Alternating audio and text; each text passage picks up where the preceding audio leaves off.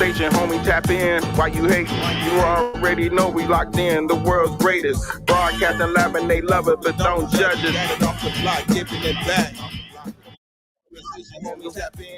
Good evening, good evening, good evening, and grand rise, and grand rise, and grand rise. To all my overseas brothers and sisters and all my in-state melanated brothers and sisters, welcome, welcome, welcome to another episode of Bearded Conversation. Today is Manday. Hey, first and foremost, big ups to all my followers, fans, viewers, and subscribers. Don't forget to like, comment, subscribe, and share the video, y'all. Hey, secondly, big ups to the best moderators in the game. Y'all know who they are. Y'all boy Maya Bucks, Master Teacher Fox Style, TLS, Person McKenzie, aka P-Mac. We got Coach Ricky, Club Can't Get In, Gary Bear, Big Frank, Uncle P, Diablo, and can't forget about my big bro, Professor Remo, bringing up the real for show. Hey, and we can't forget about them queens. We got the first lady, Miss Gigi Gaming Palace. Secondly, we got Miss Starworth Marcus LLC, aka Miss Kimball. Thirdly, we got the beautiful Miss Asha Brooks. And last but not least, we got the beautiful Queen Goddess, Miss CC Craven, Carefully. Hey, y'all, and don't forget to check out those 5 melanated businesses, man, that I support every show. We in Chicago, Pizza, Dance, Soul Food Bakery, Urban Love Cafe, Cafe where grown folks play, and the House of Health and Wellness, y'all. When y'all get that, man, let them know Bearded Conversation sent ya. You know what I'm saying? You might get a discount. Y'all got to excuse me tonight, man. I'm a little hoarse, but we going to get to all that and why in a minute, man. But y'all know what your boy like to do, man. I like to sit back, relax, get my notes together, and get things, you know what I'm saying, prepped and ready to go for y'all while I let y'all listen to the theme song without any interruptions. So, without that being said, man, hey, without any further ado, man, let's get to it. Hit it. Yeah, we coming off the block with this one. Yes, sir. Yeah. What up, Lan? Yeah. What we doing?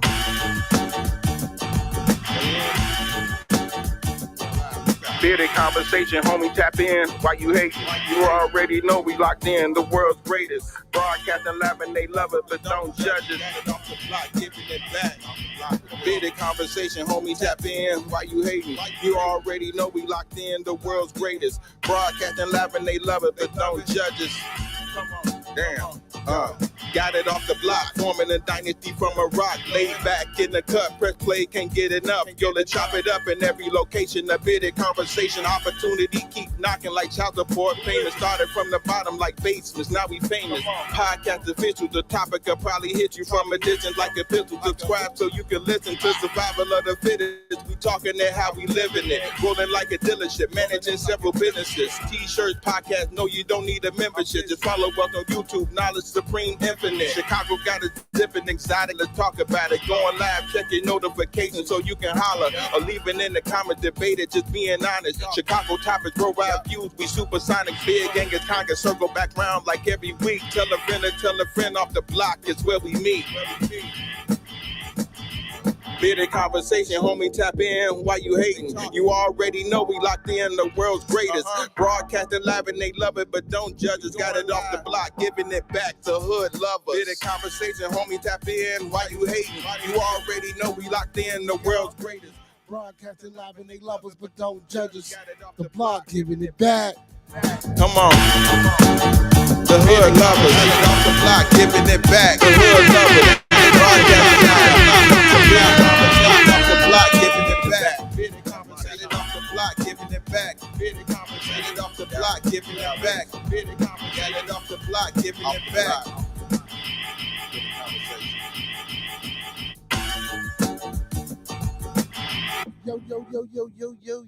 Yo. Welcome to another episode of Bearded Conversation. I am your host, BEARDEDBUCKZ Khan, a.k.a. the Con Man, b.k.a. Mr. BGK. How's everybody doing? Welcome to the show tonight, y'all. Peace and blessings to the chat. Peace and blessings to the family. Peace and blessings to anybody new that we got coming in the building, man. Don't forget to pull those phones out. Tell 3 more people to share with 3 more people, and tell those 3 more people to share with 3 more people, and keep it moving and keep it going, and let's get the people in the building. Also, man, I want to let y'all know, don't forget, hey, support the stream. Help the channel keep growing, man. Hit that Cash App that's scrolling down at the bottom. Hit that link pinned at the top of the chat. Buy me a coffee or Hey, hit that super chat, man. Help your boy out, man. Donate to the stream. Help keep the stream going, man. Help support the channel. Help me keep bringing y'all the good information and the good content. You know what I'm saying? Also, I want to let the people know before I get into it, man, it's an open platform, open forum. I will be posting a link in the chat periodically throughout the publication. So if anybody want to join the conversation, you're more than welcome to hit that link in the chat. If you got a certain topic that you want to discuss, you're more than welcome to hit that link in the chat. If you got some information that you want to bring to a current topic that we might be discussing, you're still more than welcome to hit that link in the chat. Or if you just want to get up here and vent, man, and say something, man, and get it out, you know what I'm saying, to be respectable, we'll let you do that in a timely fashion. But, you know what I'm saying? you know, that's what we're here for on the channel, man. With that being said, man, y'all know how I like to start every show. Let's keep everyone in our thoughts, our prayers, our views, and meditations. Again, let's keep everyone in our thoughts, our prayers, our views, and meditations. And just in case you were doing something and you ain't hear me, let's keep everyone in our thoughts, our prayers, our views, and meditations. That's people we come in contact with on a day-to-day basis, people we're cordial with, our families, our extended families, more especially our Bearded Conversation, our Bearded Studios, and our Bad TV family, man. There's a lot going on out here in the world. And we're going to get to a little of that in a minute here, man, but it's sad and it's just ridiculous, man. And we just continue to not take advantages of the things that we got, man. And we choose not to make the right decisions. We choose to crash out. We choose to do just all the crazy shit. You know what I'm saying? With that being said, man, I believe we all should be reaching toward and trying to subscribe to these 5 key components of life, which is love, peace, respect, motivation, and inspiration. Again, that's love, peace, respect, motivation, and inspiration. And again, just in case you was doing something and you didn't hear me, that's love, peace, respect, motivation, and inspiration. That's what we live by and go by here on Bearded Conversation. Hey, and we're going to sprinkle a little bit of support on top of that, man. You know what I'm saying? Like E40, sprinkle me. Sprinkle a little support. I have to turn up the volume, man. I'm a little hoarse, y'all. But guess what? We still going to keep it going, man. Yeah, man, before we get into any conversation, man, let me do this real quick. Let me get this up out of here. And we'll put that back later. Let's do this. So the thoughts, views, and opinions of Bearded Conversations are the thoughts, views, and opinions of me right now. The thoughts, views, and opinions of Bearded Conversation are the thoughts, views, and opinions of me right now. I don't mean to hurt, harm, or to offend. Again, I don't mean to hurt, to harm, or to offend. This video stream is for informational, educational, and edutainment purposes only, with the underlying undertone on entertainment. Again, this video stream is for informational, educational, and edutainment purposes only, and I do stress edutainment. We don't want you to take any advice given or anything shown on this video stream for face value without consulting the proper professional that suits your specific needs. Please do your due diligence. Please do your proper vet work. Please do your research. Please get your second, third, fourth, fifth, and sixth opinion. We don't want you going out here robbing no banks, starting no revolts, telling your boss what he can take, how he can turn it sideways, and where to put it. Because you can't get no money out of me, man. Hey, I want to give a big shout out, man, to my co-host L Boogie, man, to my co-host Roscoe P, also to my co-hosts with the mostest, my little one AJ, man. Big peace and blessings to all the mothers, the fathers, the sons, daughters, nieces, nephews, aunties, uncles, grandmothers, and grandfathers, and everybody out there. Yeah. Also, man, big shout out to my homeboy, man, Mr. Nobody, aka Walter Thomas. If you're watching, Brody, I'm gonna give you a call. So you called me earlier, man. I got in the crib, fell asleep, I was tired. But I'm gonna give you a call probably after the stream, see what was up and see what you wanted. If you're watching, you could jump on and chime in and let me know what you wanted if you want to do it that way. But I'll probably call you since I'm up now after this. But yeah, man, what's going on, everybody, man? How was everybody weekend? I hope everybody weekend was beautiful, man. You know what I'm saying? I hope your work week was great. I know sometimes we get up and we don't want to partake and participate in certain adult events that we have to partake in, but nonetheless, we do it anyway because we know we got to do it, whether it makes us feel or not,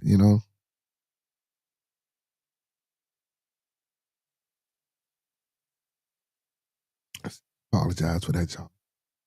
Getting a little dry there. Yeah, man. Y'all know, like I was saying earlier, man, about our thoughts, prayers, views, and meditations, man, and the things that go on and the things that happen out here today, man. I actually know the coaches Well, I don't know him personally, but I actually I done met him. Um, on actually shit on the internet. Um, through their father. Actually, two young guys, man. They coach at Hansberry School. Um, and what's crazy is earlier today, I was talking to my sister, man, and she had her TV on. We was in the kitchen, but she had her TV on, and I walked through the house, and um, I just happened to, hear the news and looked up, just to see what they was talking about. I usually don't even watch it.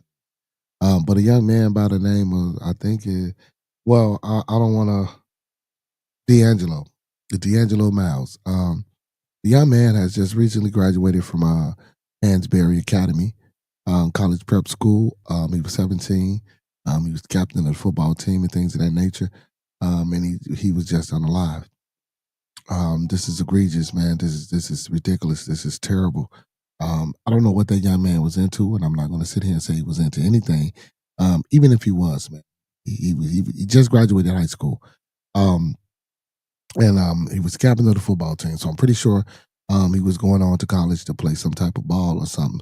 I'm gonna get into this article. We're gonna read this article. Please bear with me, as I am a little hoarse, but we're gonna keep it going, man. But again, you're welcome to join the conversation. And don't forget, y'all, man, don't forget, hit that super chat. That super chat is available. Get a super sticker. I'm saying, ask your boy a question, donate to that super chat, hit that Cash App or that PayPal, or buy your boy a coffee. I like it black with a breakfast bagel sandwich in the morning. Let's get into a little bit of this article, man. And take these off because y'all know can't read with them, but I can't see without them. Teen shot dead in alley 3 days after graduation. A recent graduate of high school, a recent graduate of a high school in the city of Auburn Gresham neighborhood was gunned down in an alley in West Pullman early Sunday, according to the police. D'Angelo Miles, 17, a graduate of Hansberry College Prep, was found dead in the alley on 119 block of Wallace, with a gunshot wound to his head shortly after 3 a.m. Sunday. Police said a witness found the teen in the alley after hearing gunshots. Efforts by responding officials to save him were not successful. First of all, I don't know if he was celebrating or whatever the case may have been, but at 17, 3 o'clock in the morning in the alley, like, and certain things that we try to attach to us as being, black people, certain things that we do and shit like that, I just don't understand at 17 in any ethnicity, any racial background. What the hell are you doing in the alley at 3 o'clock in the morning?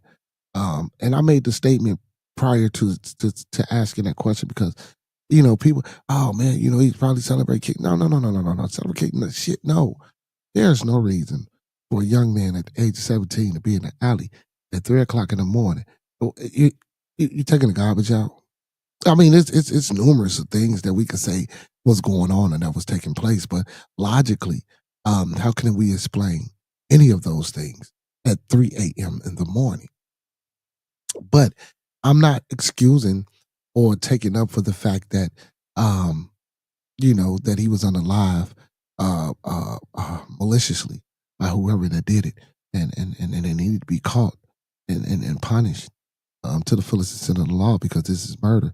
And this was a young man; he wasn't even 18, so he's still a child. I have children, close to that age, and it's crazy, and hopefully, especially without my knowledge, they won't be their ass outside no 3 in the morning, no alleys. You got to be smarter than that. You know what I'm saying? Even if you hustling or so-called trapping or whatever I'm saying, I don't know if it's a new term or it's the same term. I'm saying, or whatever you're doing, you feel me? At 3 in the morning in the alley, that ain't the way to do things. You know what I'm saying? That's not how a well thought out or real, you know what I'm saying? Somebody would, don't get me wrong, man. I know people do it and take risks, and I ain't gonna even sit here and say like, you know what I'm saying? I don't know this, personally, but it do come a time where, damn, we got to be a little bit smarter and wiser about the things that we do. So our hearts are heavy as we grieve his passing. We extend our deepest sympathies and offer our thoughts and prayers to his family, friends, and all of those affected by his tragic loss. School officials said in a statement posted to social media. The statement confirmed that Miles was a recent graduate of the school and added that counselors were made available Monday to provide support and assistance to anyone in need. Hansberry College Prep held a commencement last Thursday. Miles had planned to join the U.S. Navy this summer. I would say at least 24 hours have been shock. I'm sorry. I would say these last 24 hours have been shock, anger, grief, said school principal Cassandra Wilson. Every grade level has been impacted by this. He was literally a light and leader in the building. Wilson described Miles as a charismatic and warm hearted young man who was well loved. I also told him he was destined to be on someone's TV, she said. He was one that would make TikToks for our school and would do interviews of different students for the school. Friends told WGM that Miles funny, fun loving, and didn't. I'm sorry. Friends told WGN that Miles funny, fun loving, and didn't cause problems. He was just a joy to be around at all times, said classmate Sir Metric Scott. In the wake of his friend's death, Scott shared a message to the youth in the city: be safe. Know y'all going out. Know who y'all going to be outside with. Be outside with people who want to see better for you and who want to see you make it home. Wilson, the principal, said the school plans to honor Miles next week with a memorial and balloon release. This is a time when we have to love on our babies, she said. We have to ensure that they have the support they need. No one was in custody in connection with the crime as of Monday afternoon, police said. So they haven't caught anybody for this young man's death. Again, like I said, man, he was unalive. Sunday at around 3 days after his graduation. Oh man. What's going on, Diablo? What's going on, my boy? But yeah, man. So, it's just tragedy, man. Tragedy, tragedy, tragedy, tragedy. And it seems to just keep going on. Also, man, we got another young lady missing, which I don't understand. White man who okay, hold on, give me a second, white man. I'm gonna let you on in matter of fact, now before I read that. White man, can I see your face, brother, in the backstage, brother? Can you turn on your camera for me? Okay, I see you, I see you, I see you. Let me see what he gonna do, y'all. Hopefully he don't come on being crazy, but if he do, who knows? Let's see. Let's give it a try. What's going on, brother? No, I wasn't gonna come on crazy. I'm just trying to hop on panels and stuff. It seems like there's every time that there's like these black women on the street. Sometimes black guys too. They're like, oh heck no. They won't even let me on. They hear my voice. They hear I'm white, and they just don't want. They're like, I'm not dealing with this guy. What did I do? I don't mind you coming on, brother, as long as you respectable and ain't putting up no porn. Oh yeah. Um, No, I don't come on hard. Here's how I go. I go, hey. I go, hey, what's going on, guys? They're like, oh hell no, and they just boot me. What did I do? oh no, I ain't gonna do you like that, brother. I wouldn't do you like that, man. You know what I'm saying? I appreciate everybody that come on, man. It makes for good conversations. What's going on with you tonight, brother? How you feel? Oh man, I was working. I'm still working. I got some more work to go do. It was just a hard day of work, pretty much. That's all. What type, what type of work you do, brother? I do some towing. I tow cars. Okay, okay. Where you from? The Pittsburgh area. Oh, that's what's up. That's what's up. I'm in Chicago. I know a few people out there in Pittsburgh. That's what's up. Oh really? I know a few people in Chicago. Well, from the streams actually. Yeah, okay, yeah, that's what's going on. Yeah, well, that's how I know him from the stream too. What's going on, Professor Remo? Other than that, brother, so what made you find my stream and pop up on here, man? What just because I was a black guy and you wanted to see if these No, black. no, it's nothing like that, dude. I try to hop on that, so I type in live open panel, and I just find streams. Oh, okay, that's I what's get up, bored. man. I'm driving all day. That's all. I just get bored. I hop on streams. So you driving right now? No. I will be soon though. So I'm gonna pop off, but I don't know. I just get bored. Oh, okay, man. How is the tow life in Pittsburgh, man? Is it easy? Is it hard? That's busy. Yeah. Is it dangerous? That's why I said, how is it? Like, is it dangerous? Like, Oh, you I know, mean, it could. Yeah, I mean, you gotta. Uh, that's a good question. If you don't pay attention to what you're doing, yeah, you could. You could. Yeah, you can get hurt. You gotta watch it. Everything you do. Yeah, you know, getting under cars and stuff like that. Just towing in general. How you hook the car up. You just gotta double check everything. You gotta always pay attention. People brake. People want to brake real fast and like because they wanted to make a left turn. They're like, oh, they slam on their brakes. You're towing a vehicle behind you, so you don't have that much like stop. You know what I mean? yeah. You ever have a Yeah, car it's hard to slip? stop. What's that? You ever have a car slip on you? I had a car come up over the wheel lift, yeah, because someone did that. We were going downhill and they wanted to slam their brakes on because they were making a split decision to make a left turn. In my I had like a Ford Explorer come up over the wheel lift. Yeah, yeah, it's Ooh, happened. Yeah, but I just ooh. strapped it down good, so it didn't really go anywhere. I just had to pull Okay. over and readjust. Yeah. That's what's up, man. That's what's up. I thought about getting a tow truck before. Oh, really? Yeah. You can make money, dude. So, question for one of my moderators. He asked, do you do repossession work? I don't do repos. I have a repo truck though. The truck I drive. Well, I got two trucks. The truck that I'm in, it is a repo. I got that hidden wheel lift underneath of it. So it's like Okay, you can't tell it's there. It's like it comes out from the bottom. It's like a pickup truck with a hidden wheel lift under it. You know what I mean? okay. So, Yeah, so you can just hit the button, it come right out, and you drive right up under it, and boom, and take you off. yeah, you can do that. I've done it with Hmm. some scrap cars too. Yeah. Mm. So how do that work, man? How y'all get them car? How do that thing do that when it's when the car and parking on a brake? How y'all like? It's just the torque or the vehicle got to be that strong to just pull it until y'all get it to where y'all can get up under there and put it in neutral? Well, that's okay. So it's a few different things going on here. So a front wheel drive vehicle, it doesn't even matter. So if it's front wheel drive, you put it in park and the transmission pin, whatever, the parking brake locks in. So if you lift up a front wheel drive vehicle, the back wheels are spinning. There's no differential. There's no drive shaft. You know what I'm saying? There's no drive shaft I got you, because the unless it's wheel. an all. No, if it's all wheel drive, Okay. all wheel drives are front wheel drive too, but it has a differential or a transfer case, so to speak. It has a transfer case. Which So you got keeps to put the those in neutral. right, which keep because that transfer case keep them other two wheels from not being able to spin, right? Well, yeah, some cars, the front wheels will spin if you try to tow it. So if you try to tow it and it's locked in or whatever, the front wheels will spin and you have it up on a wheel if you don't want that. Okay. I It's was just I didn't know that, man. I see it's a science behind towing cars, huh? well, yeah, and like Ford Explorers, they're like trucks, okay? So they've got the rear end, and you have to put those in neutral. But listen, dude, this is towing junk, though. This is not carrying what you shouldn't tow any vehicle other than a front wheel drive vehicle on a wheel lift unless you use tow dollies, which is a whole different story. Mm.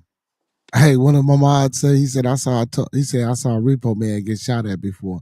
Do they Yeah, do that? dude, it's definitely They dangerous. do, Yeah, they do that out there in Pittsburgh, man. yes, dude, yes, yeah, yeah. And they Somebody never got happened. killed over something like that. Yes, it happened. A young kid actually. He was even like it was 19 years old. It just happened like a few months ago. Yeah. Damn, man. Yeah, it That's was a crazy. beef. It was a beef over a repo, and the kids went to school together, and I guess the kid's dad or whoever company he was working for repoed the other kid's parents' vehicle or some shit. And I guess his ego got involved, and like months later down the road, I think like he shot him. It was probably That's over like ego or whatever. You know what I mean? yeah, some bull, man, some Kind of BS. crazy. Yeah. Wow, man, that's wild. Man. That's wild. You a Steelers fan? Yeah, when they're doing good. Yeah. That's what we do. Yeah. What y'all gonna do about a quarterback out there, man? Yeah, I know, right? Yeah. Y'all need a quarterback out there, man. Y'all need a quarterback out I there. know. They say they trying to get Aaron Rodgers, man. What's going on? I Really? don't think y'all need Aaron though. Y'all should they should have picked up Shador, man. I thought they was gonna pick up Shador. That's what I thought they was gonna pick up. They haven't even been making the playoffs for years, huh? No, didn't the Steelers make? Did they make the playoffs this year? I believe they I don't did. know, dude. I don't think so. No. I ain't sure. I ain't sure. He said, "Kai, how the team been doing? What's the record?" So spring game, the last spring game was Sunday, man. We actually lost our last game, man.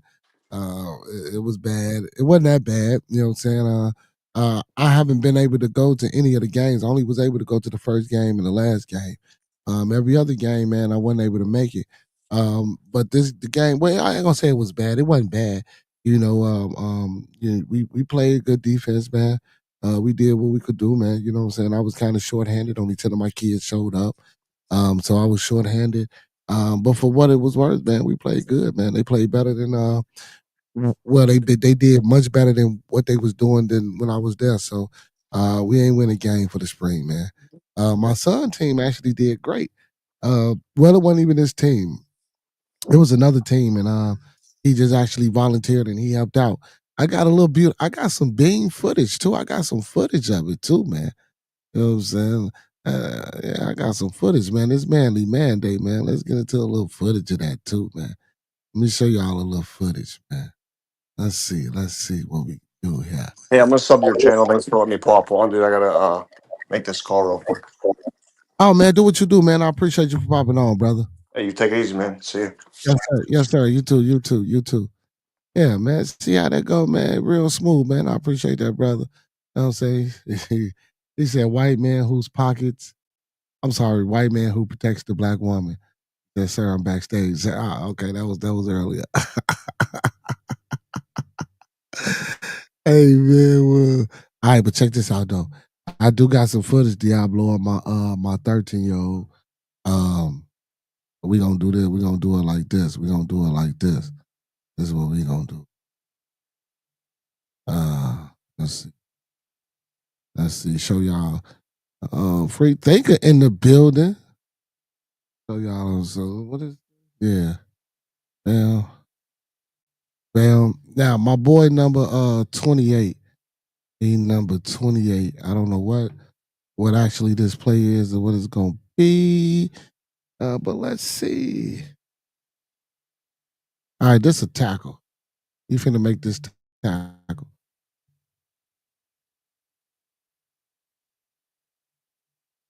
Hold on. Mari, what the? Damn, son. Hold on. I don't know if y'all see that. Let me do that one more time. He number 28. He come in the slam short. Oh!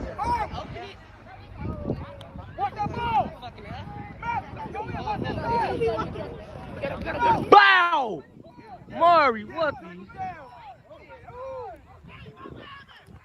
Damn, son. Yeah, he got.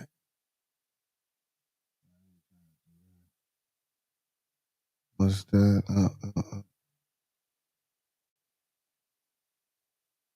I guess it ain't gonna get no better than that. But yeah, it's kind of jumping. It's kind of jumping. He's number 28.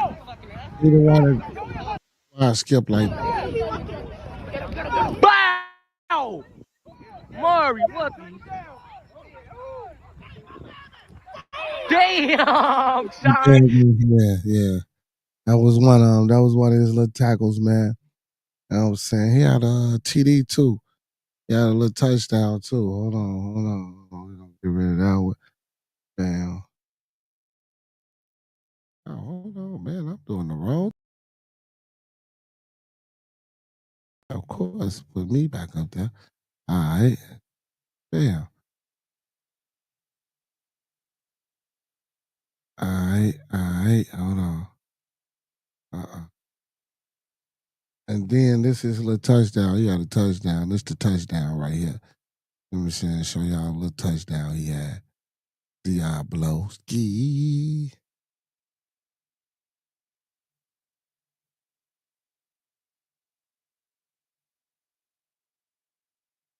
Oh no, y'all tweaking. Y'all ain't gonna let me share that.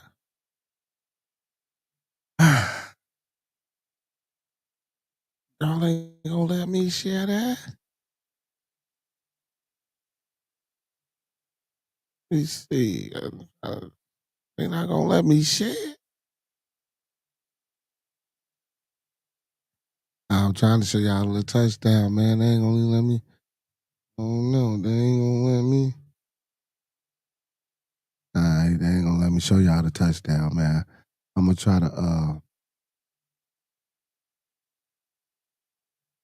to re-pull it up. Let me see. Show y'all how weak he is, man. But what's going on with everybody tonight, man? As y'all can see, I'm hoarse. That's why I'm hoarse. I was out there hollering at my boys, man, trying to get them ready and amped up for the game. Like I say, man, they did all right, man. They did all right for what it was worth. They did all right. They went out there and played best they could. You feel me? I ain't even mad at them. Can't be. Can't be mad at them boys. Let's see.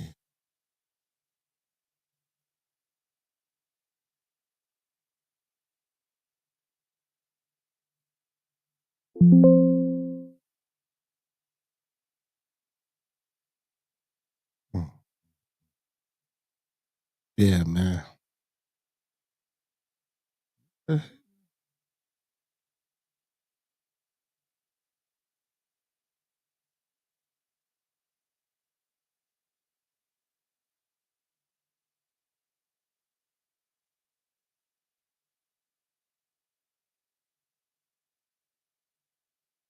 Here we go. Here we go. Let's see if it pop up now.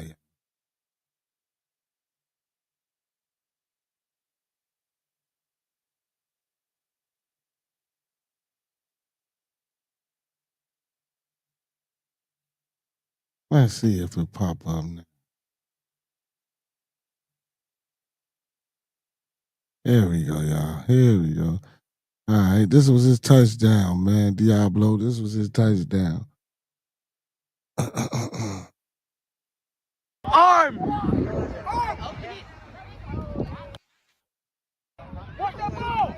Oh no.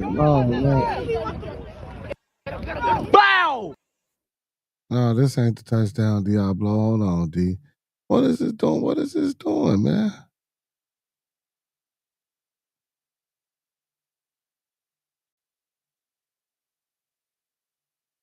This might be it. Hold on, man. God damn, man. And it was so many clips.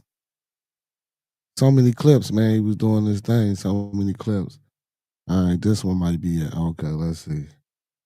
Let's run. I hear you, mama. Let's go. Go. Let's go. Yeah, that's good.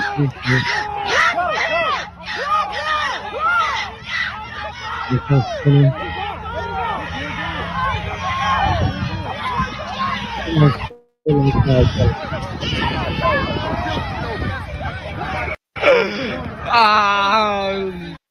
I thought it was gonna show a little bit better than that. Let's see. Damn, man. Damn. I hear you, mama. Let's go. See, I don't know why it's doing this crazy. Go. Let's go.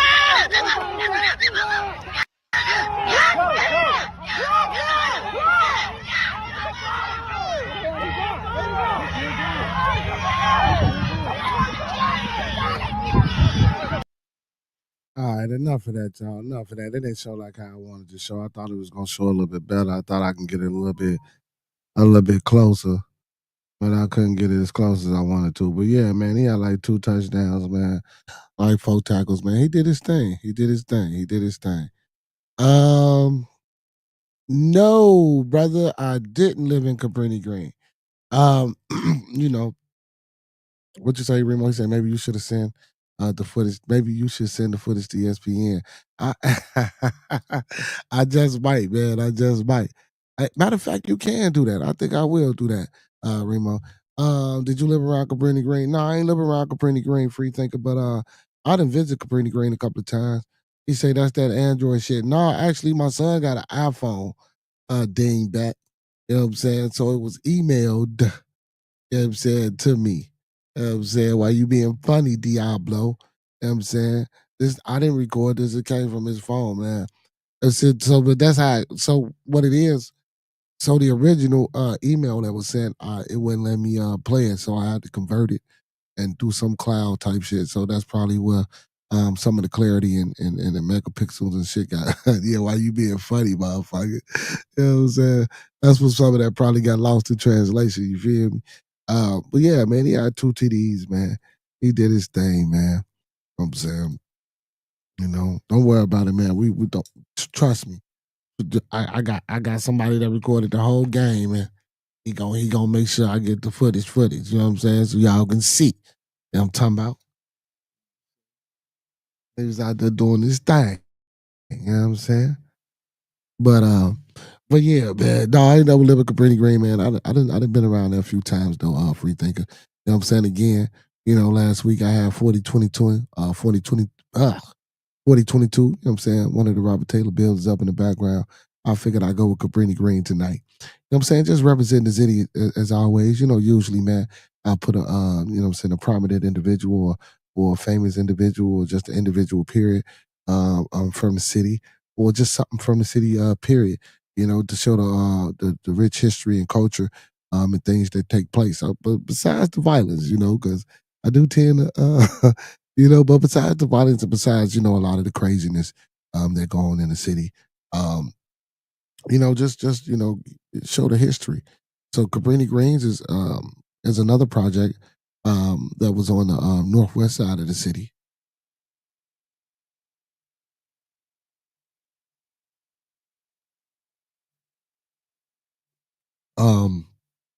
And as you guys can see, some of these buildings were just like, the Robert Taylors and things of that nature, man. It just, it looked the same, man. It's and to think, y'all, we got to listen. These same structures, these same formations, these same buildings, strategically placed in certain parts throughout the city, and it was just off division and Sedgwick, yeah. You know what I'm saying? Like, and not everybody that come from these places, because I was a person that lived in the projects and that comes from the projects. On my mother's side of the family, dwelled in these residences. So I'm not knocking or saying good people and great people didn't come from these places. Corey Holcomb stayed in these projects. A lot of people lived in these projects. I don't know if Corey Holcomb was, but what I'm saying is just the psychology of it. Of being in a place like this for so long. And our families just living in dwellings like this for so long.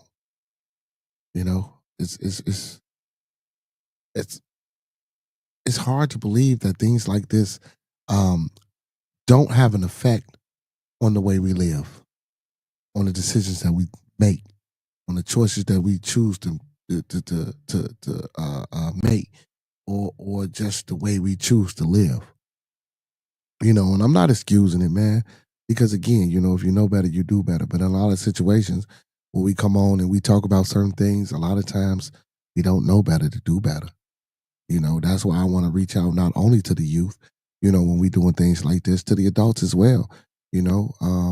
Accountability, man. Accountability has been the word of the day ever since, I started this platform.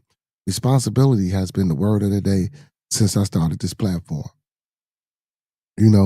Whether you as an individual want to admit or accept or take on that accountability and that responsibility to say, well, look, I contributed to this in this way. But via however minuscule, it could be the smallest thing. You know what I'm saying?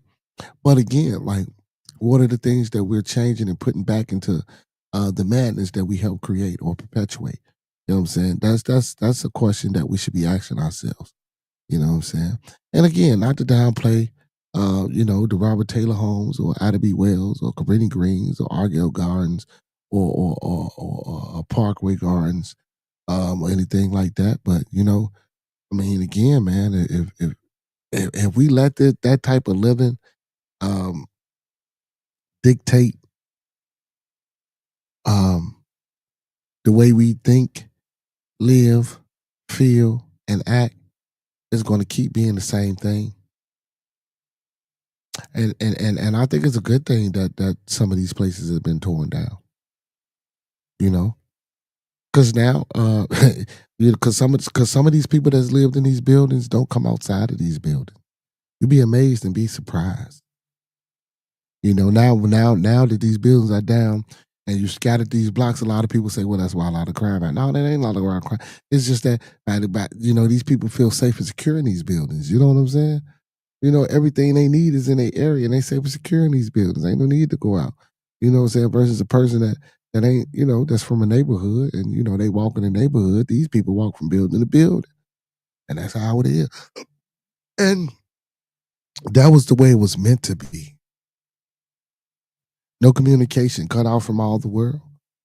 But instead of us taking that and building and becoming stronger off of that, but again, it was a trick.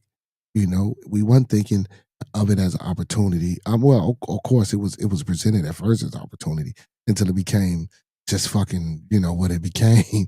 But we still didn't. And don't get me wrong, when the gang shit happened.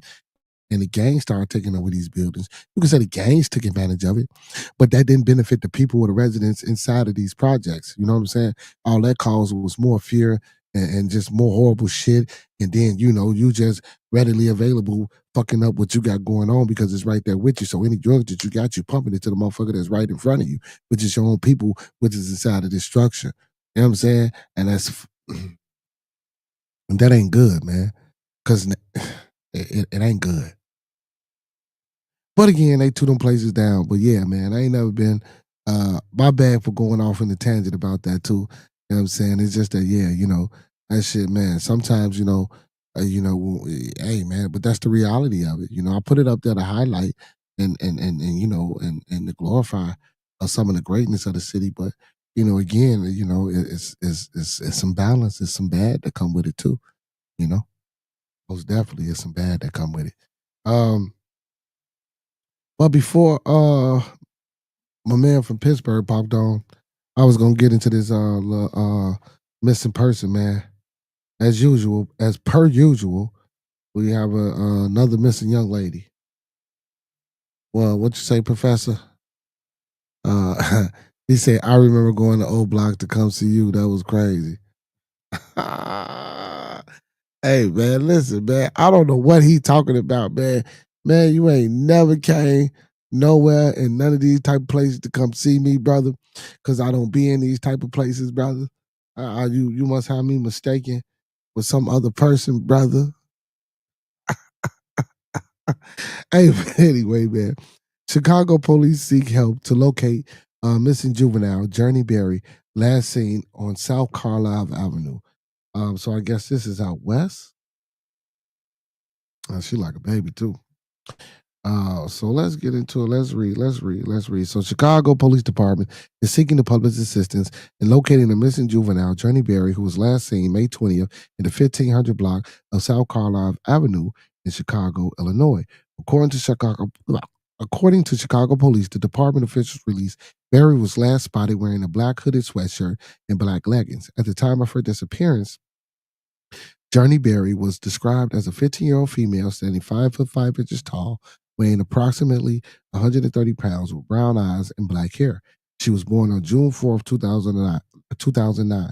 Though any identifying marks have not been specified in the report, excuse me, y'all, the police have issued an NIC number M2 5 A as in Apple 8692 in relation to her case, and that they are urging anyone with information to come forward. Community concern has been growing since the announcement of Barry's disappearance, with local groups taking to social media to spread the word in hopes of facilitating a prompt and safe return. A report from the Chicago Police Department emphasizes individuals who may have any relevant information should call 911 immediately or contact Area 4 SVU Detective Division at 312-746-8255. As the search continues, the importance of community vigilance is underscored by cases such as Journey Berry's. The dissemination of her information through both digital and physical means is a collective effort to which everyone can contribute. Regardless of their proximity to Chicago, for those wishing to learn more or providing assistance, the Chicago Police Department has made resources available online. Again, the young lady name is Journey Berry. It's spelled, excuse me, it's spelled JOURNEEBARRY.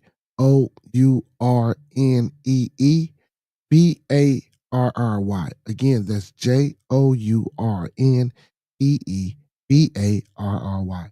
Journey Berry, 15-year-old girl that's missing from out west. So if anybody want to know more about the article, if you're in Chicago, you can look it up. Like again, the police department said that they're making it available for ones to get it out. He say, "Nah, I remember. Nah, you don't remember me, man. I don't know what you talking about." Hey, Diablo, talking about some LOL. I don't know what he talking about, Diablo. I ain't never been in that place. Damn, I don't know what he talking about, Diablo. Hey, but check it out, man. This is Manday, man. We got the fellas in the building. Fellas, how y'all doing, man? How y'all doing? Oh, man, Diablo and the gang was at South Shore, too, Sunday, man. I wish you could have came out and seen my boy get down, man. All fall seasons start back up in July. I don't know if I'm gonna be with Chaos this year. My cousin, man, he's starting a new he trying to get it off the ground. He got a little backing. It's gonna be called the EGE Bears. You know what I'm saying? So, if we can get this going, I might be trying to help him, grow and get his stuff off out the ground. Most definitely. But yeah, man, yeah, and as you can see, I'm hoarse, man. I was hollering at the kids, hollering at my son, you know what I'm saying? I had fun Sunday. Usually after the games, man, I had to go to work or whatever the case, or, you know what I'm saying? I have to work and I don't never get a chance to get out there. I can say I did have fun going out there, watching the game and just being out there with some of the parents talking shit and, you know what I'm saying? It was fun. It was fun, man. Most definitely was. It most definitely was. Usually I'd be like, man, I don't even fuck with them people, but it definitely it was a time had. It was a time had. He said, "All good." This guy here, man. He said, "Oh, I get a little brother plausibility and deniability, plausible deniability." I don't know what you're talking about, brother. You know what I'm saying? Hey, listen. And if it wasn't for that video, man, if I was Diddy, I'd have told them people, I don't know what you're talking about. And if he's smart, I'll still say, I don't know what you're talking about. That video was AI. That wasn't me. Prove it was me. I don't care if it looked like me. They say it's clones out here. Boy. Hey, but hey, man, I think they gonna let my man out though. I don't think Diddy gonna do too much time, man. I don't think so. I don't think Diddy gonna do too much time, man. Let Diddy go. Free Diddy, man. Hashtag free Diddy in the chat, y'all. Hey, man, it's some more tragic, man. So, and I know, man. Listen, I ain't trying to come up here and be a bother, man. I mean, not a bother, but be a killjoy and that shit like that, man. But it's just a lot going on, man. It's a lot going on, man. So a mom died unexpectedly outside of her daughter's high school graduation. I watched her take her last breath. So apparently, man, a young lady, man, well, not a young lady, an older young lady, died after, watching her daughter walk across the stage. Just to go back onto the D'Angelo Miles, Man, condolence. I want to send a condolence. Matter of fact, to everybody, any person that has been unalived or however any reasons, man, I want to send the condolences out to all their family, even if you don't watch this publication, even if you never see it. You know what I'm saying? I just want to put it out in the universe and let those people know that, you know what I'm saying, there's some voices and there's some people out here that heard their story and that care. And I'm sending out my condolences. And also, man, I want to give a moment of silence, not only for D'Angelo Miles, for this young lady and any other person that may have lost their life this year so far.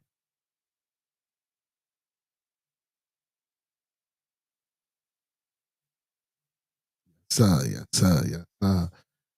Oh man, y'all. Jean Bird died of a cardiac arrest in the parking lot outside of her daughter's graduation ceremony on May 23rd. We got to take care of ourselves, man. This was a young lady, nice looking young woman too. You know what I'm saying? She, I wasn't bad. From North Carolina though, so them eating habits, you know what I'm saying? They say heart attack.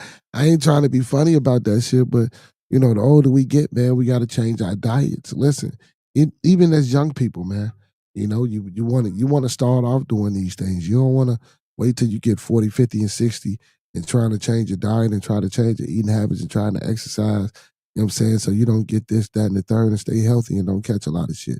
You wanna do that now. You know what I'm saying? You want to do that now. Listen, I don't give a hell if you see me with bad habits, doing bad habits. Listen. I know I got them. One day I'm gonna take accountability and responsibility for my bad habits. You leave me alone. But just know, man, that don't mean you do it. And I'm speaking to any young person. I'm speaking to any old person, any middle-aged person that ain't never had bad habits that's picking up on them now. Ain't no need to start. Let that shit go. Leave it alone, man. But yeah, we do need to take care of our bodies. You know what I'm saying? This was a young lady, but men, us too, this manly Manday.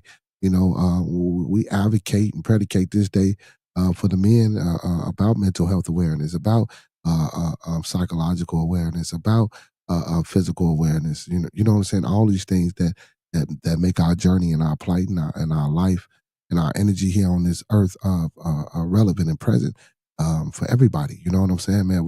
It's a lot of work that we got to put into ourselves. Some of us don't believe in that work. Some of us think we can just, do the slightest and the littlest things and, we be all right, And a lot of times, or we them brothers that like to go to work, you know what I'm saying? And just, man, be at work all day, every day, 12, 13, 14, 15 hours. And we're going off 3-4 hours of sleep. And we think that's cool and that's healthy. But we working 2-3 jobs. And I get it. Sometimes we got to do that shit to make ends meet. We got families, we got bills, we got things we want to take care of. Or guess what? Even if you ain't got none of them things and you just want to be able to do what you need to do when you want to do it, you know what I'm saying? So you're working hard. But listen, brothers, listen, sisters. You know what I'm saying? Hey, listen, don't tear yourself up trying to do that. You know what I'm saying? See, that's why, it's important to utilize the brain, to utilize the mind. That's why it's important for us to try to come together, man, and figure this thing out together. Because listen, the community that we build, if we keep it strong and we keep it together, we'll take care of you. Facts. You know what I'm saying? A lot of times when we ain't got these communities, shit, that's when this shit go wrong. Because we always dependent upon somebody else to take care of us. And listen, and when I say that, you always gonna need a motherfucker. You know what I'm saying? You always gonna need something from somebody. You know what I'm saying? Always. Always. Even if we corner the market on some shit, we might not have another resource to help boost this one up. Or know what I'm saying? Hey, it's all about trade, baby. That's what the world was built upon. We still got to be smart and economical about the thing. You know what I'm saying? That's why financial literacy is important. I preach and advocate for that, especially for our youth coming up. You know what I'm saying? We don't want the youth getting into all this bullshit. Teach them about going to junior colleges first, taking all their major electives, and then transferring to a university so they can save money. You know what I'm saying? Because most of the times the Pell Grants and the grants will pay for the junior college, and you'll get your little money back. Now, when you go to your university for the last 2 years, you know what I'm saying, you're taking bullshit courses because you already took your major electives. Now you just filling it up trying to You know what I'm saying? Get credit so you can graduate. And make sure those credits are transferable towards a major. Make sure you pick a major that you're gonna be locked in with. Don't pick nothing, you know what I'm saying? Parents, we gotta talk to our kids, man, from the time they graduate in 8th grade. You know, you're going into high school, figure out what you want to do. Let's talk about what you want to do. You got any plans? Listen, you might not want to go to college. You might want to get a job, or you might want to be an entrepreneur or some type of business. We need to talk to our kids, man. We need to groom them. We need to get into their heads, get into their minds, have these type of conversations. You know, help them become better individuals in society. You know, that's what we're here for. You know what I'm saying? Even if you ain't shit, you know what I'm saying? That's what we're here for. Um, Professor, I got a question for you. You say, if you were actively learning how to persuade people, how would you use that? It say, I got a question. If you were actively learning how to persuade people, how would you use that knowledge? I would use it to get people to come together. Um, you know, because on, you know, especially on my channel, man, you know, I always talk about the hammers, the nails, the steels, and the woods, and picking that shit up and building back our villages and communities and keeping them strong and securing our infrastructure. I would use my persuasive uh, tactics or persuasive cognitive uh, um, ability to get people to come together, especially my people. Um, to realize that you're great people and we can do this. And let's continue to do this and listen. There are going to be bumps and hiccups and obstacles in the road, and we're not asking for everybody to be perfect, but let's stick it out. You know, I think it comes a time where we hear what each other's saying and we do try to come together, but after so long, you know, it's like fuck it, we don't want to stick it out. It's like, man, look, it ain't worth it for us. And I believe a lot of times people who think like that, you know, they just don't know how important and how worth it, you know, the fight and the cause is for us to be strong together. So I would use my persuasive tactics in that manner, and I wouldn't persuade others to not be aggressive or to not be carnal or to not be savage or to not be whatever. You know what I'm saying? I wouldn't do that. I would just use again for the good and then betterment of my people. Now, if it came a time where I would have to use these things as a tactic of war, I would keep it in my repertoire. I would keep it, you know what I'm saying, locked away just in case I had to use some persuasive tactics to, you know, persuade something to go my way or whatever, or to get some other people, you know what I'm saying, going at it with each other. But again, that's not what, you know, coming together is for. Even though I know certain things are going to happen, but that's how I would use my persuasive tactics. You know, I would use it to try to get my people to wake up a little more and come together and see that we need each other. You know what I'm saying? Yeah, but that was a good ass question. I like that. You know what I'm saying? Anybody welcome to answer that question, man. If you want to come up on the panel and answer that question, or if you want to type that answer in the chat, that's a great question. If you were actively learning how to persuade people, how would you use that knowledge? That was a great fucking question, Professor Remo. Hey, man. Hey, you know what, Professor? You know what? Great fucking question by Professor Remo Williams. If you were actively learning how to persuade people, learning how to persuade people, how would you use that knowledge? Question of the day, y'all. Question of the day. Question of the day.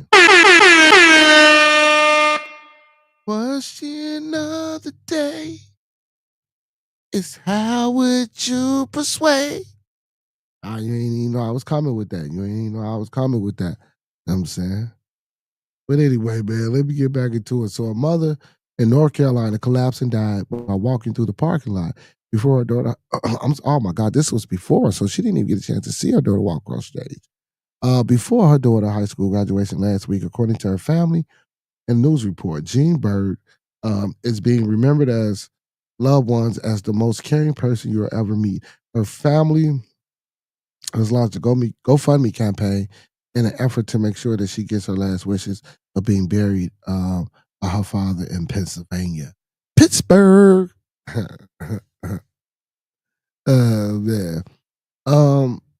So a mother unexpectedly collapsed and died in the parking lot moments before her daughter's high school graduation in North Carolina, according to her family.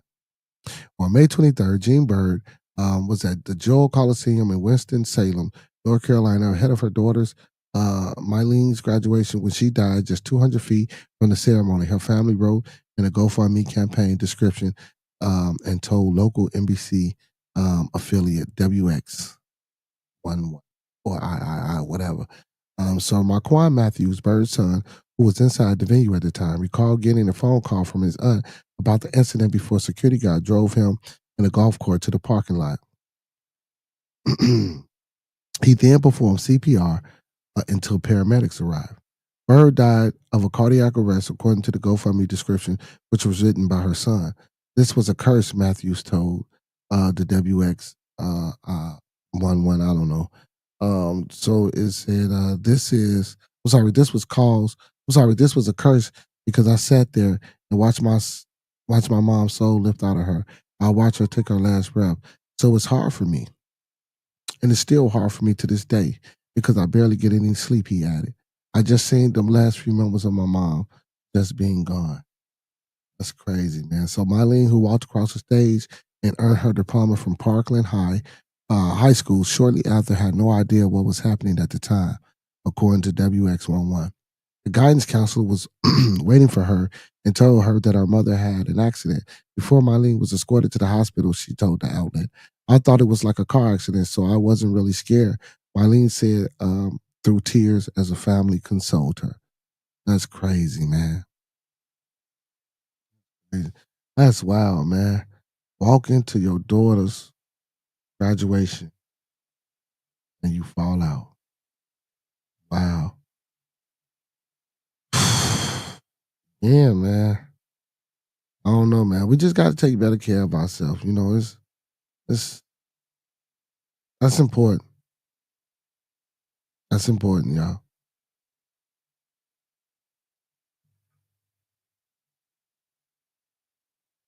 Professor says you will use that knowledge to become a thought leader.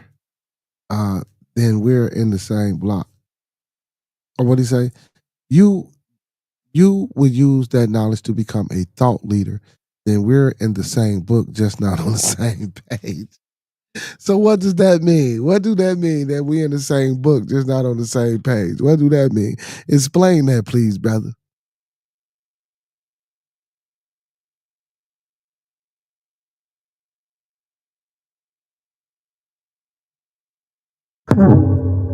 What, you trying to take over the world? I ain't trying to take over the world, man. I don't need the world taking over. That ain't my thing. That ain't my thing. But yeah, man. Oh man. So Saturday, y'all, we got OKC and the Pacers, fellas. Hey man, let me get some predictions, man. Who we got, y'all? Diablo, free thinker. You know what I'm saying? Professor, who we got, man? Who we got? He saying my phone. Oh, hold on, let me see. My focus would be securing capital for future endeavors. It's pretty much the same thing I just said. You just getting strictly straight to the monetary. But that's what I want to do. Like, if I can persuade my people to come together and do what we need to do as a people, we will be working towards gaining that capital for future endeavors and taking over certain parts of certain industries and you know, securing things that we need for our communities. You know, so we're saying the same thing. We're just saying it in a different way. You know what I'm saying? I believe, you know, because so securing capital, yeah, that's you securing capital. I need the community to secure capital. You know, because and when I say community because I do think Dr. Umar Johnson has a great idea. I do think that brother Q Butter with the I forgot the name of the little school that he got, whether it's Rinky Dink or Real or whoever you want to describe it. I'm not saying that it is. I'm just saying, you know, the things that people might say or whatever. But just like the Nation of Islam got the they little school. I don't know quite the name of their school, but they teach their brothers, those young brothers, and they travel with those young brothers, and those young brothers are well coached and well versed in many subjects. I do think we need our own type of things like that in our own banks. You know, we have enough money, man, that we push out into the economic forum or world globally, man, that we can have these things. There's no reason, even if we are a minority, we can have these things. And we need to start taking and getting these things. Not to be like Malcolm X by any means necessary. You feel me? Professor says, OKC in 6. Capital is any resource that can be utilized, be it human, tech, or monetary. I understand that. I understand. I know what the hell capital is, brother. I know what capital is. You know what I'm saying? You know, again, like I say, I still say we saying the same thing, just in a different way. OKC in 6. I said Indiana in 6. And then somebody tried to combat me. So I'll say, Indiana in 7. I don't think this series is going to be, well, I'll take that back. At first I thought that this series wasn't going to be, because I even heard this. I already had thought it, but then I heard it. Oh, well, this series ain't going to be like a flashy series. It ain't going to be, what we're going to expect. It ain't going to be a lot of oohs and ahs. And this. I honestly think that this is going to be a great series. Great defensive series between two good defensive teams, not great defensive teams, but two good defensive teams that can turn it on at any point in time. I don't think that it's going to be, unless the other team just falls asleep and completely is oblivious to the game that day. I don't think this is going to be a high scoring series between either OKC or Indiana Pacers. I do think that first things first, if Indiana is going to take it in 7, Halliburton, you can't be scoring 8 points, brother. Cannot be scoring 8 points, brother. You cannot, again, be scoring 8 points. SGA is coming. He is the MVP of the league. He's tough. He is not.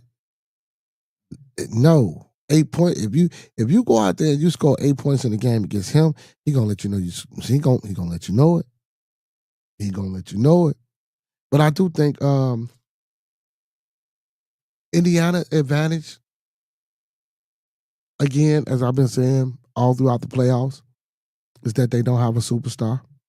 Even though they deem Halliburton as the superstar, a lot of players said that he's overrated, or he's one of the most overrated players. And I don't think so. Shit, we don't know nothing about Halliburton. Honestly, the only thing I know is his jump shot ugly as hell. But I ain't gonna do him like that. He is a superstar. The brother that earned his right. He took his team, to the playoffs, man. He's been in a couple of All-Star games, man. He's doing his thing.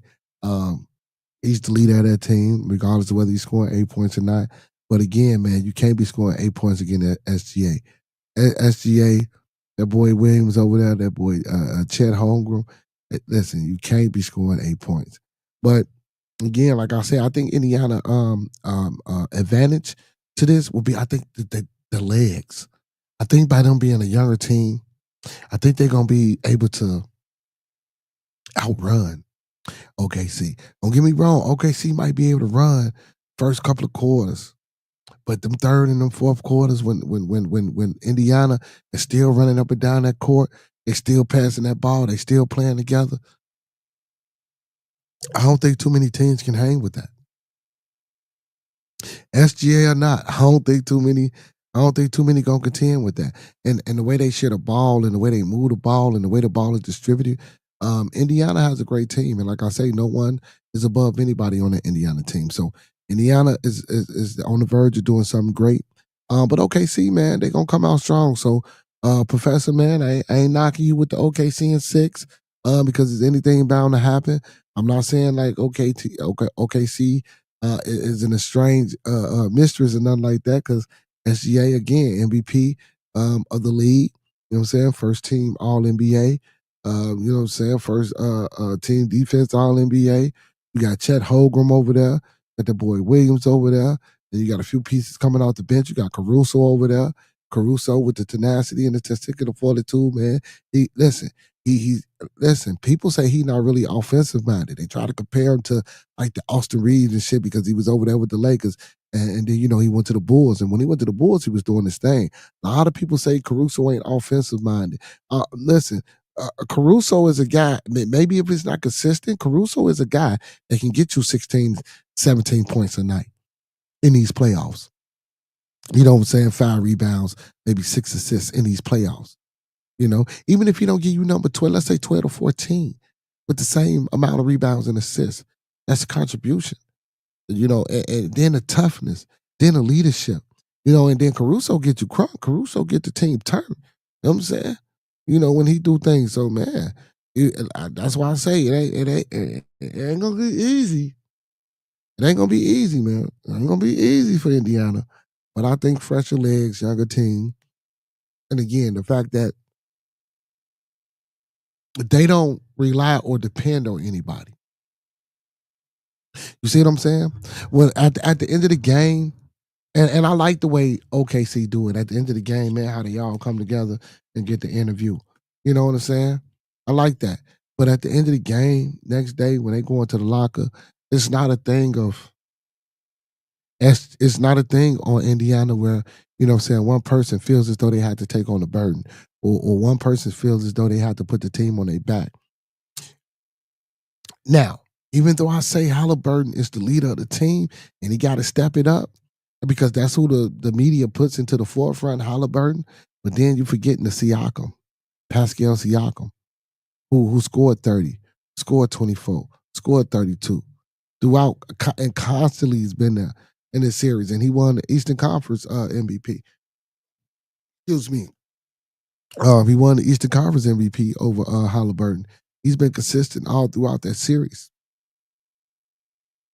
You forget about the Miles Turner, who play hard, who can also step and extend the play out, outside of or the free throw line and can extend it to the 3-point line.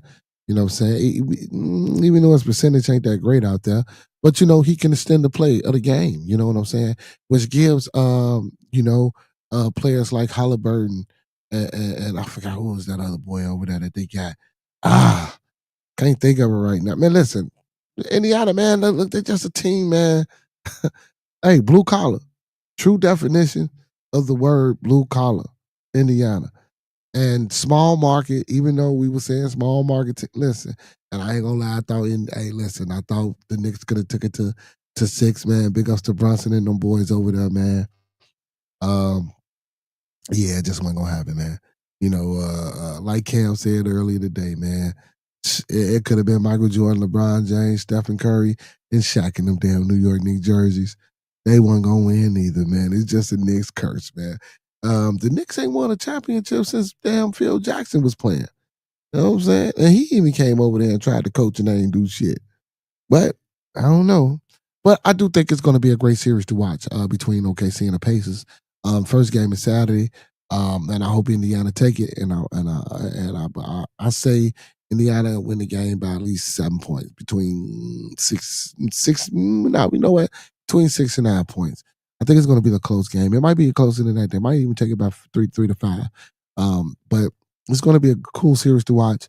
I think it's going to be a great defensive series. I don't think it's going to be 134 and all that shit. I'd be surprised if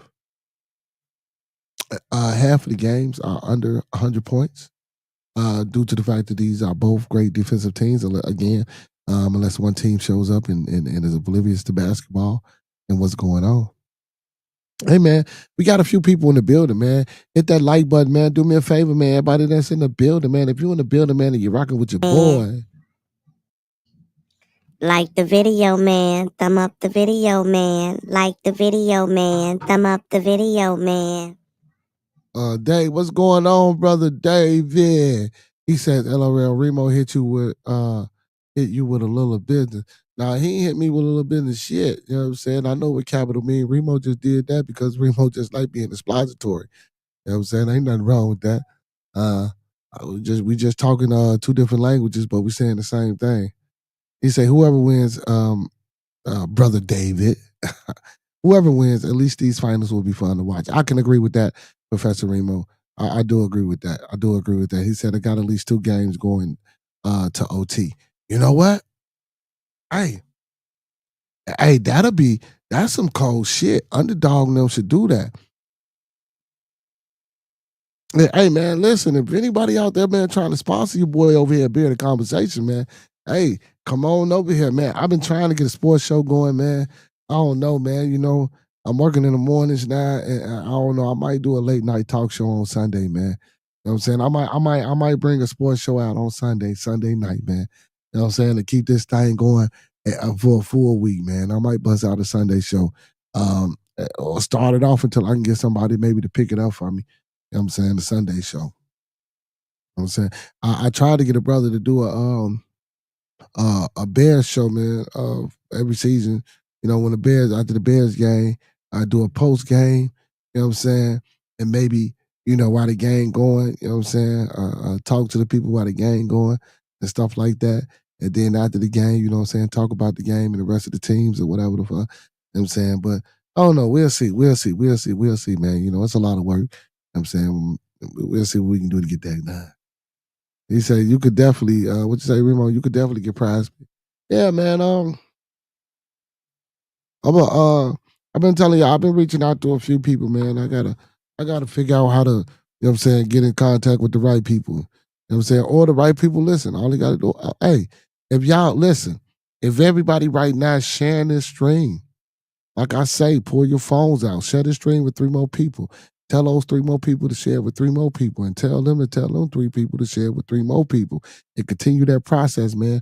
We can spread the word and get the word out to everybody about Bearded Conversation, man. Let's get it. When you wake up in the morning, man, when y'all going to church, when y'all going to work, when y'all riding on buses, when y'all in the motherfucking Ubers, hey, y'all know about Beard? Hey man, I watched this great ass podcast, man. Chicago's #1 podcast, Bearded Conversation, man. It's on YouTube. Y'all check it out. Oh, what they be talking about, man? He talk about everything under the sun: religion, politics, Trump, aliens, the water, the sky. You know what I'm saying? People. Let them know, man. Oh, and he got an open platform, open forum. Yeah, man. He let motherfuckers come on and talk and say what they want to say and woo, woo, woo, woo. Spread the word, man. We trying to reach 1,000 subscribers, man. The end of the month is over with. We into the next month, but we still trying to grow the channel, man. We still trying to beef it up. You know what I'm saying? Pause. Hey, help your boy reach them 1,000 subs, man. We need 1,000 subscribers, man. You know. Listen, we need 100,000. So shit. Hey, share this shit as many times as you can to all your social media platforms. I know all y'all got TikTok, Instagram, Facebook, Snapchat, man. Put me on there, man. You know what I'm saying? Hey, also, man, I want to do this. My boy Pinos, man, got a video, man. He got a video to that soul alignment, y'all. And I wanna play it and debut it for the people, man. I want to play it and debut it for the people, man. I want to play it and debut it for the people. Hey, and big ups to him, man. Even though I'm not actually in the video, but I'm in the video. And big ups to my boy Club Can't Get In, man. Big ups to my boy Club Can't Get In. Let's get to this video, man. You know, I'm always in support of the people, man. And we always gonna support the people, man. Hey, I know y'all have heard the song before, man. If y'all ain't heard the song before, man, y'all in for a treat. Let's get to it, y'all.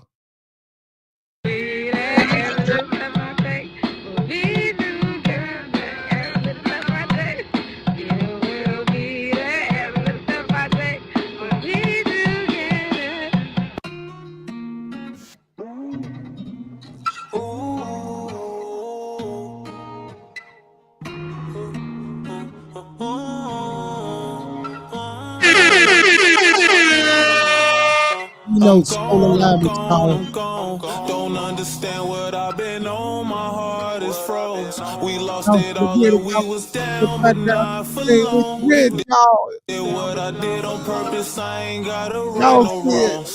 Hey, and I've been focused, grinding, stay on your assignment. From a place where it's a colder climate, they promote the violence. Close my heart, it keep me open-minded. Need a soul alignment, purchase no consignment. We was close, but now we so divided. Dressed like I'm broke, but fly as co-pilots. I think my my soul smiling, they treat me like I'm nobody now. I don't feel nobody now. Nobody now. First off, got the drive of a rocket, young nigga gon' burst off. Play it safe, my first thought. Till I realize safe mean broken, that's worse off. So I push through, only be around people that push you. The lens blurry, I look through. Red eyes, what kush do? You ain't talking about some money, everybody gon' shish you. So come push through with me. Lock my heart and broke my key. Without my eyes, I can see through all the lies and deceit. I looked in the eyes of defeat and start crying. For me, I used to be blinded, I see visions entirely. Who gon' ride to the ride on E and these fucked up streets? So if lights get behind my V, keep getting high till I leave this world. Would they miss me if I win away? Good guys finish last, trying to keep shit thorough in this fucked up life that we live in today. I ain't rich yet, can't kick my feet up. Besides loyalty, I don't really need much. I done lost all of my trust, but that was cause a nigga had reasons. And I've been focused, grinding, stay on your assignment. From a place where it's a colder climate, they promote the violence. Close my heart and keep me open-minded. Need a soul alignment. Purchase no consignment. We was close, but now we so divided. And young people, they know that folks grinding. Go check my profile, and I was they joke, but now I float by him. I don't see no smile, and they treat me like I'm somebody now. I'm gonna be somebody now. Nobody now. They heated me for rocking nights out. Let bygones be bygones. They fell off, I'm still moving like an icon. Watching out for rat-infested python.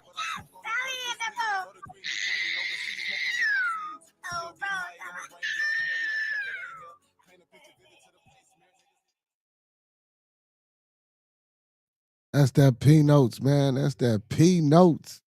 That's that P notes, y'all. That's that P notes, man. Hey, big shout out to P notes, man. Mel Son, streaming on all music streaming platforms, man. Apple, Spotify, YouTube Music, wherever it's streaming music, man. You can find that Mel Son EP, man. And also any other joints that he got going on, man. You most definitely can find them, man.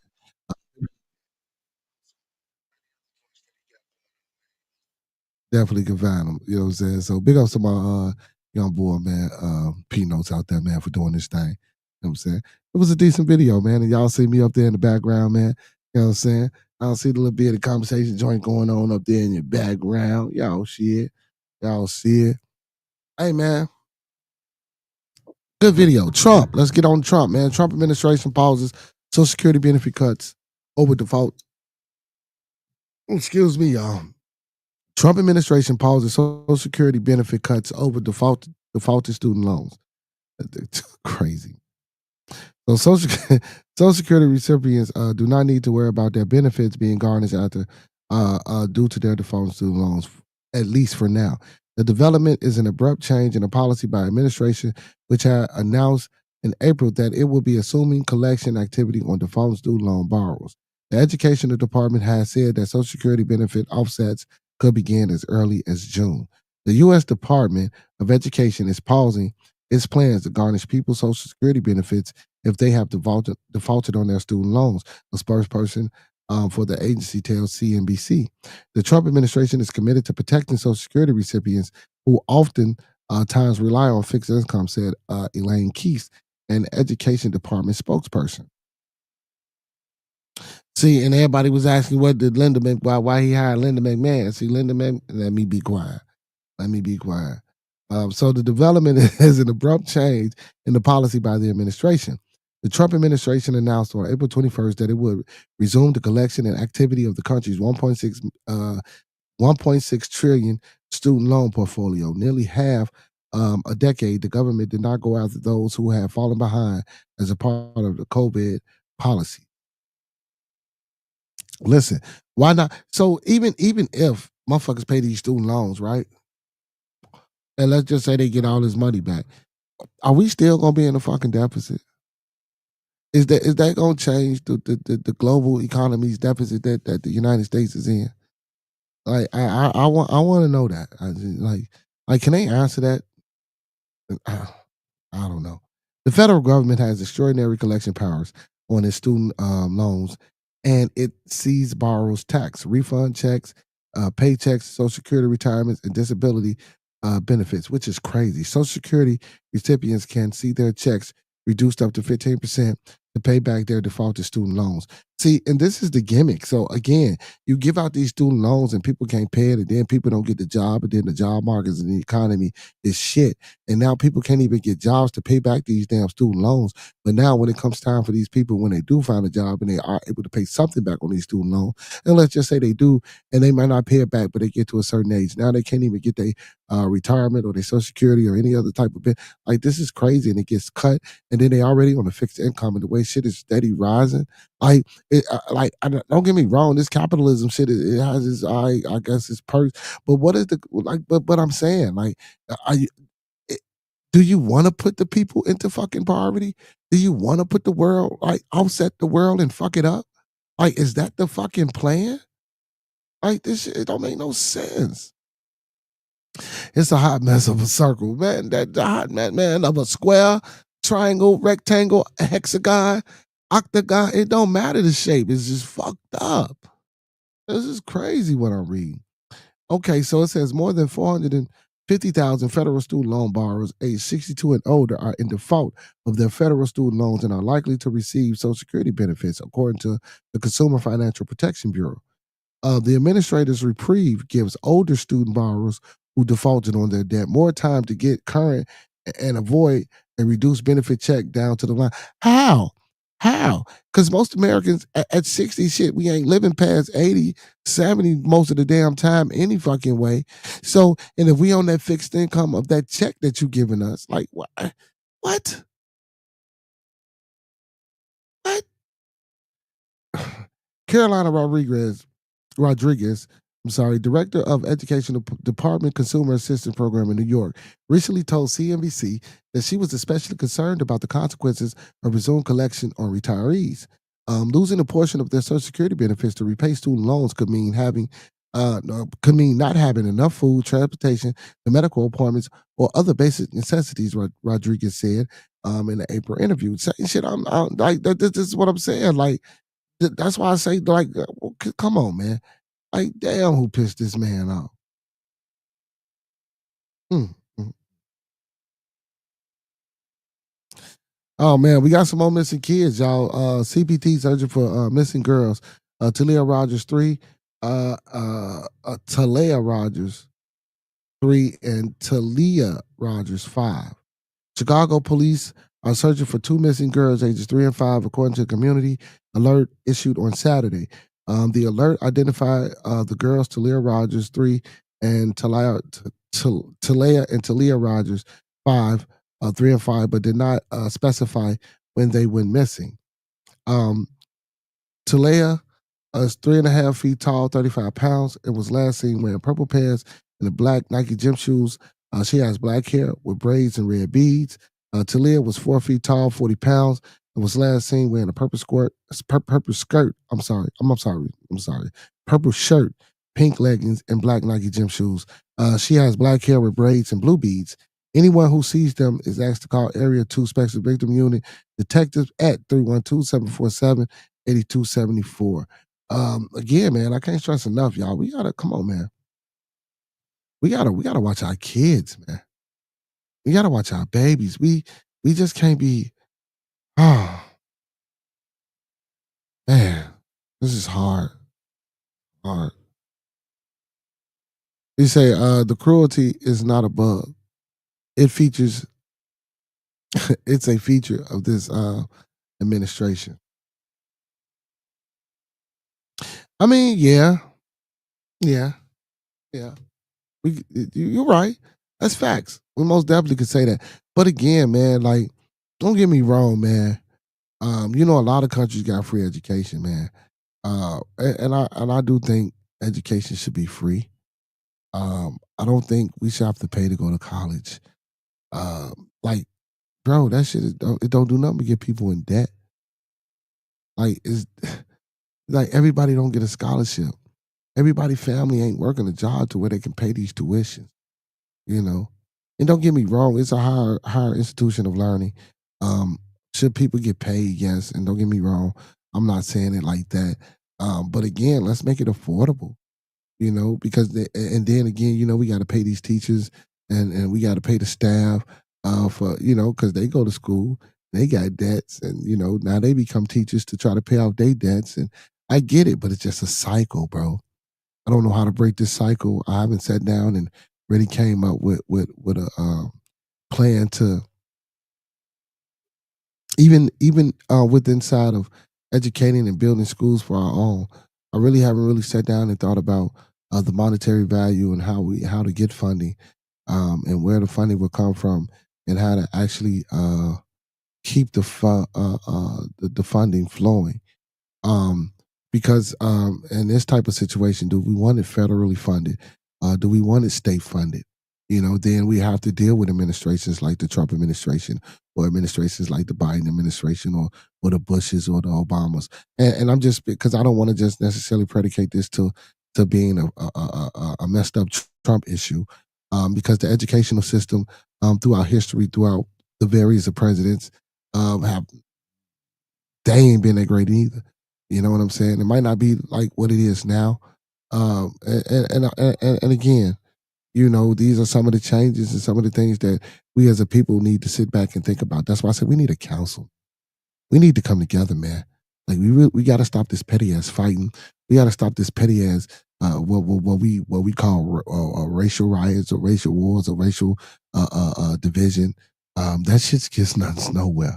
And all that white privilege shit that you think you got, what I'm saying? And I ain't speaking bad about the people, nothing like that, but I'm just saying, for those who may say there's white privilege, or for those who think that they may have white privilege, that shit's gonna stop too.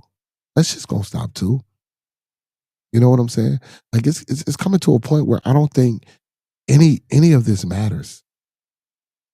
I don't especially on this revenge tour. You know what I'm saying? But again, we just got to be able to weather the storm for the next 3.5 years, and hopefully it don't get no worse. But if it get better, that'd be great too. But hopefully it don't get no worse. You know what I'm saying? But again, man, we got to figure out what we gonna do now. To try to be a step ahead, and not only a step ahead, to be 10 steps ahead. The goal. You always want to be a step ahead, but the goal is to be 10 steps ahead. Even if you playing chess, you want to be thinking 3 moves ahead. No, the goal is to be able to think 10 moves ahead, to be able to maneuver, to be able to assess and analyze all and every outcomes and situation. Use that mind, use that computer, use that brain that you have. You know what I'm saying? Let's start calculating, computing, and cognitive, and using that cognitive ability to think and assess shit and make it happen for us. You know what I'm saying? That's what we need to be doing, man. Listen, let's start not just voting for the president. Like we had a conversation once before, local politics. Let's find out what our local politics are. Let's find out who they are. Let's find out who the people that's backing them. Let's find out these agendas. And if we don't like that, listen, let's bring somebody to the forefront. Listen, I remember I told the people that what's the man named Cornel West was running for president. And again, I'm not saying that he would have did a better job than Trump or Biden or Kamala Harris, but it was still a brother nonetheless. But we didn't even know what his plight was or who he was, because he didn't have that media, he didn't have that distribution or that push publicly. Saying like the two main candidates here, what the two main 3 candidates did. Well, I don't know if he tried, or if this was just, I don't want to say a gimmick, or if this was just a shocker to show, or to be like, okay, well, we can do this too. But not only can we do this, man, we need to run and support each other on the plight of, not we can do this too, but we are doing this and we will win, and show our support and put our support into people that we grooming. You know what I'm saying? In these politics. And if we can start on that local level, if we can support each other on the local level and get it to where it could be a state level and get it to where it could be federal levels, you know what I'm saying? That'd be great. That'd be great. Where our voices do matter, where our voices do put certain people in these offices, like the judges, certain senators, certain House of Representatives, certain clergymen, and things of that nature, man. I don't think we don't look that deep into our experiences in this life. I think we just live it to be living it. I think everybody don't know that there's a cause and a reason behind you being here. Your energy is here for a purpose. You know what I'm saying? Everybody's an energy. Everybody's a spirit. Everybody's a light. And everybody's individual reality is put forth in front of everybody else, because these are things that we need to experience, and we make uh, um and we make our own experiences through other people's realities, you know. And but us as a people, because I like to speak to us. I like to speak to everybody as a whole, but I like to speak to us, meaning my melanated brothers and sisters. Like, I don't think we understand that, the reality that we choose to build or that we choose to portray is hurting us. It really is. It's hurting us. And not everybody. Don't get me wrong, man. I don't want to be, bastardized or seen as the what's the old girl name that Candace Owens is or the other people. You know what I'm saying? Late as hell tonight. Flash out. What's the word? Yeah, what's going on, man? What's going on? Mega T's in the building. He said, Mr. Cool, what are you talking about? Mr. Cool. He say, Mr. Cool. He say, what are you talking about? Talking about life in general, Mr. Cool. I'm talking about this current Trump administration. We were just talking about an article where Trump was trying to, get at the older people for uh, old student loans and cutting into their social security benefits and things of that nature. But it just spilled over into, what I'm saying, other general things that we need to be recognizing and waking up. You're more than welcome to hit the platform if you got something to add, or you could just stay tuned and keep up with the conversation, brother. You know what I'm saying? I appreciate you being in the building tonight. Hit that like button for me, sub up to the channel. Next time, we start at 9, we end at 11. So, you get here on time, won't have to fill you in, brother. You know what I'm saying? Hey, but it's okay. I love to fill you in. I don't mind replaying nothing. He says, I'm 65-year-old a black man and a conservative. Ain't nothing wrong with being a 65-year-old black man and a conservative, brother. You know what I'm saying?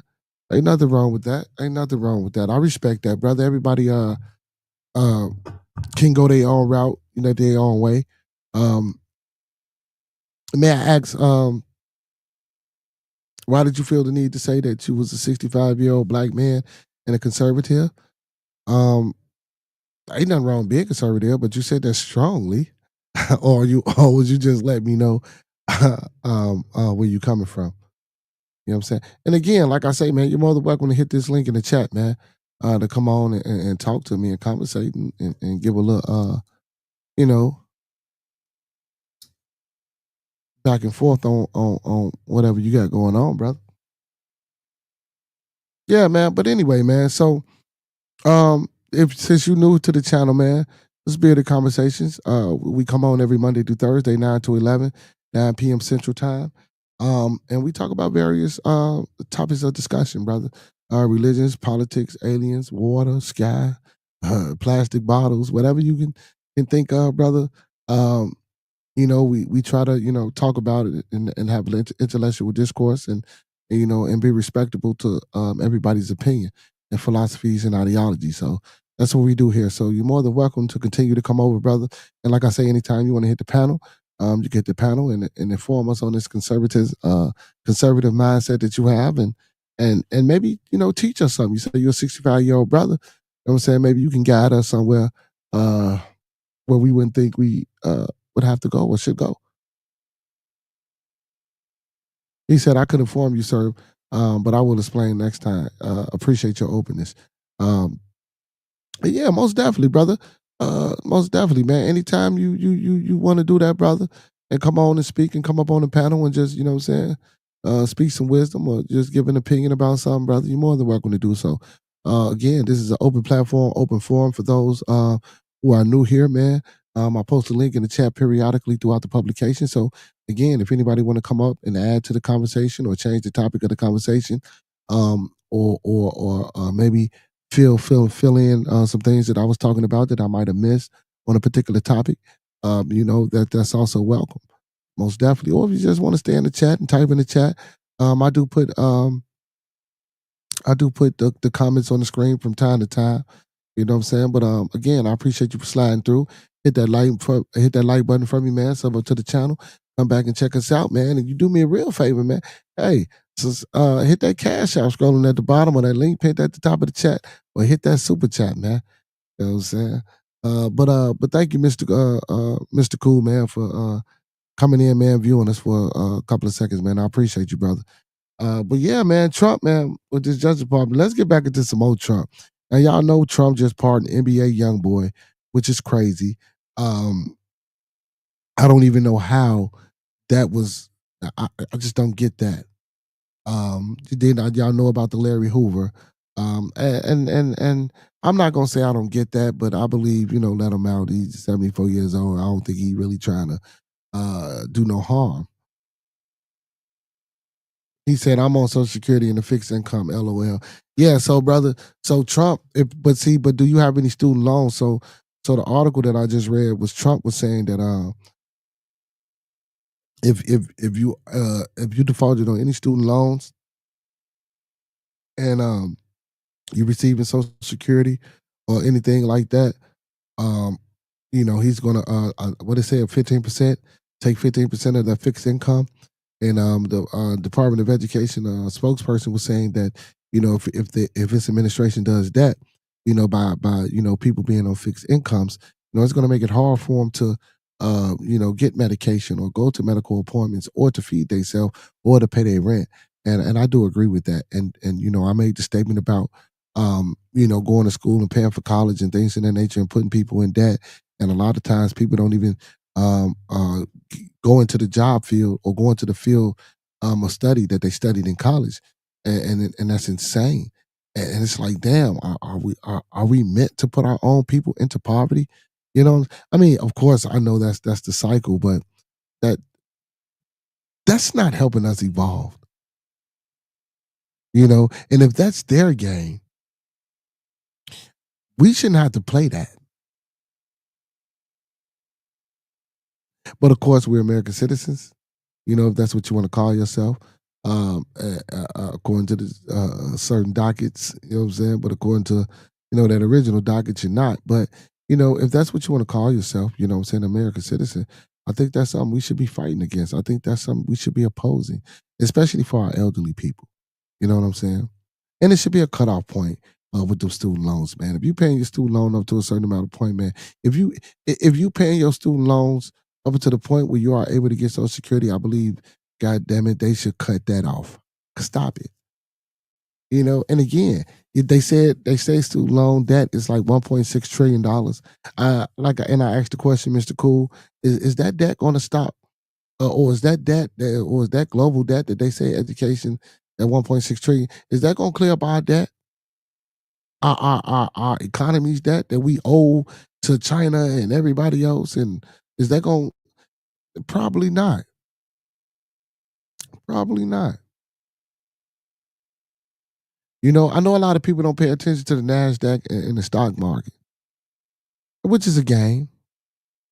But learn it. Learn the game. Learn about inflation. But hey, see, I'm telling y'all, man, financial literacy is a motherfucker. Once we learn this numbers game, and once man, listen, y'all, and don't get me wrong, listen.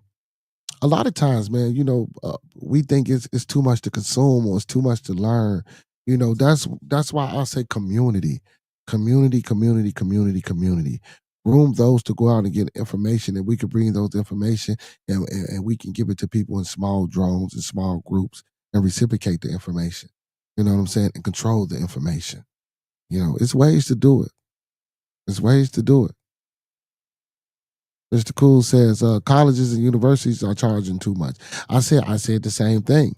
You know what I'm saying? I said the same thing, but I also did say, Mr. Cool, we got to think about the staff and the teachers that they got to pay, or the professors that we have to pay. And I said this because they got student loans and debt as well.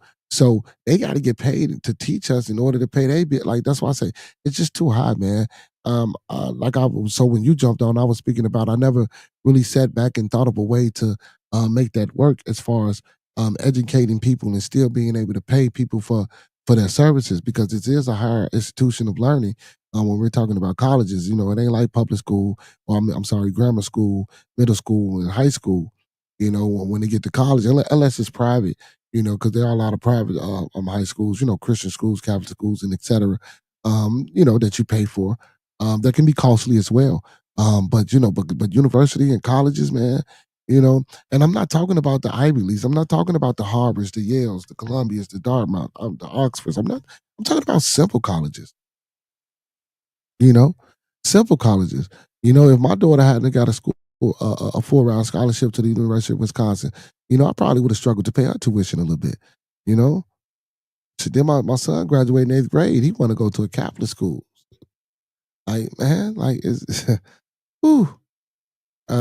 Vinny Blanco, he say that's Cabrini Green in the background. Honest question. I'm from New York. Yes, that's Cabrini Green. If you from New York, Vinny Blanco. If you from New York, my boy, how you know that's Cabrini Green in the background? You been to the city, man? And you say, honest question, I'm from you sure you from New York, man? You ain't got no family up in here. How you know that's Cabrini Green? I appreciate you for being in the building too, Benny Blanco, man. Do me a favor, man. Hit that like button, man. Sub up to the channel, man. Welcome to Bearded Conversation, man. I'm your host, Beard Gang. It's Khan, man. We in the building. We a family here, man. Hey, just to let y'all know, man, we all about love, peace, respect, motivation, and inspiration. And we sprinkle a little bit of support on top of that, man. We all about helping the people grow here on this channel, man. I appreciate y'all. You and Mr. Cool for being here tonight, man. Listen, today is Manly Man Day. Today is all about the men, our health, sports, and things like that, and just coming together and taking accountability and responsibility for what's going on and what's happening inside and outside of our communities. So that's what today is all about. And, just reading certain articles, man, kids coming up missing and things like that. So, just in case people ain't heard about it, I like to get it out there to the community so we can help bring these young babies back home. And these young women's back home, man. It's been a lot going on, a lot going on, a lot going on. College professors are making 6 figures teaching one class. Yeah. You say, I'm in the Chicago suburb. What suburb you in, Mr. Cool? I'm in the city. I'm not in the suburb. I'm in the city, man. In the city. East side of the city. I appreciate that. The welcome. I subscribe. Most definitely, man. Hey, we a family here on Bearded Conversation, man. Y'all to see that, man. We got a few ruffians, man. We got a few people that tend to come in and ruffle some feathers and things like that. But we try to, for the most part, man, we try to keep it under control here. We try to keep it under control, man. Yeah, man. I like to provide a open and welcome platform, a family oriented platform, man, for people to come and just talk and just give their opinion on things that they probably couldn't give their opinions on with their group or within their circle or whatever. Sometimes you need that different outlet to come let loose. Also, I provide this platform for those if you want to come up here and vent and you need an ear, and especially my brothers, because today is Manly Man Day. Via black, white, yellow, brown, blue, green, purple, orange, or blue. You know what I'm saying? The brothers, man, we need a place to come, where we can come together and talk to each other, and tell each other, well, look, brother, you need to own up to this, or look, brother, you know what I'm saying? Now, and listen, if it get too much, and you say this ain't my business, it ain't my business, we let it go.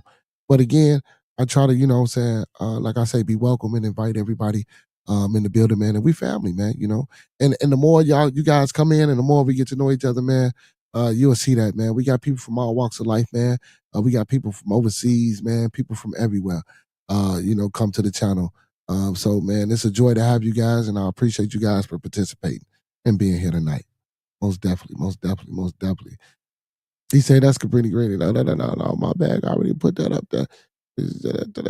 He said, I appreciate, oh man, I'm still putting he said, you clearly are a good person with a good heart. Yeah, man, I try to be Mr. Cool. Most definitely, man. I try to be. Sometimes, things can get misconstrued, brother. But yes, man, I try to be. Also, you guys, man, every Friday, because y'all guys knew, let me give y'all the whole little rundown. Every Friday, too, I also try to, so if you guys know anybody that do any type of music, man, blues, jazz, R&B, hip hop, whether they produce the music, write the music, sing the music, rap the music, A&R for the music or anything like that, poets, anything. I try to interview independent artists every Friday, man, and play their music or whatever craft or art that they might display. You know what I'm saying? I try to interview and promote them as well. You know what I'm saying? And things like that, man. So we do a lot of great things here on the channel, man. for the people in the community, man. I'm all about uplifting and building the community as best I can, in any way that I can, however I can, you know. So yeah, that's what it is over here, man. He said I'm in Gurney. Yeah. Oh, so Mr. Cool, last week we was just out there last week, for a football game. I coach you football. I had to actually work that Saturday. But my team was out there, man. We played out there at Six Flags at the what is it? The Gurney Sportsplex Complex? A Gurney Sports Complex. I think that's where we was. Yeah. Yeah. Yep, sure did. Sure did. Last weekend. We was just out there. So anyway, y'all, let's get back into the last article of the day before we get up out of here, y'all. Um, Trump's Justice Department examining pardons issued by Biden. That's why I was going with the, Trump didn't pardon NBA young boy. And don't get me wrong, I ain't mad at the Hoover. And also the Chrisleys for the little fraud thing that they was doing. So how are you examining somebody else pardons? Then you pardon them all them people that stormed on the Capitol. How is your administration or your Justice Department examining any pardons made by Biden? How? How? Again, y'all, this is a revenge tour. That's what this is. This is not um any type of political domination or political prowess or things to be done for the country to make this place great again. This is a fucking revenge tour. This is an unraveling and an undoing of anything that came against Trump. And what's crazy is I like him, and I'm not scared to say I voted for the man the first time. I'm not scared to say that some of the things or some of the ideologies that he has and wants to put in play, I don't disagree with him. But then when you do shit like this, and it's other crazy shit, it's insane. Why what, Brother David? Why what? Why? Why what? Why what? Why what? You asked why? What was the why? What question you asking? Why? Why did I vote for him the first time? Is that what you asking? Because of his transparency, because of the type of person Trump is, because of the openness, because of the moronic stupidity that everybody said that he displayed. I thought it was genuine. If that's what you mean, why? Now, the second time, no, I wrote myself in. I didn't think either party had any things or any view. See, so when I think about Republican or Democrat, I don't think about it as a color thing or a worldly thing. I think about it as a economical. Well, I'm not gonna say worldly because when I said worldly, I meant it in a different way. Um, but I look at it as who I think can do better for what the people need. And I don't think the people look at it as, well, let me vote for this person because I think, it's all about a popularity contest. Like after that shit happened with him getting shot, the polls switched or whatever, this game, this trick. Listen, man, big shout out to my residential Dominican from the Dominican Republic, my boy, your boy, our boy, Cito boy. Cito say, snatch away that Republican shit, snatch away that Democratic shit, and just put two regular folks up there to run without identifying them, or giving them a party name, and see how that go. You know, Mr. Cool says, as a conservative, Trump is pardoning some of the people to distract from his friends he's pardoning. Facts. He said, "Why did you vote for Trump?" And again, like I said, so did you hear me say I voted for him the first term? That's your fault if you didn't vote for him. That's your fault if you voted for Biden. Like, are y'all serious? Like, I don't even think people be listening to some of the shit that they say or some of the shit that they do. Like, y'all really think Biden was better for us? What? Stop. Or Hillary? Stop. No. So,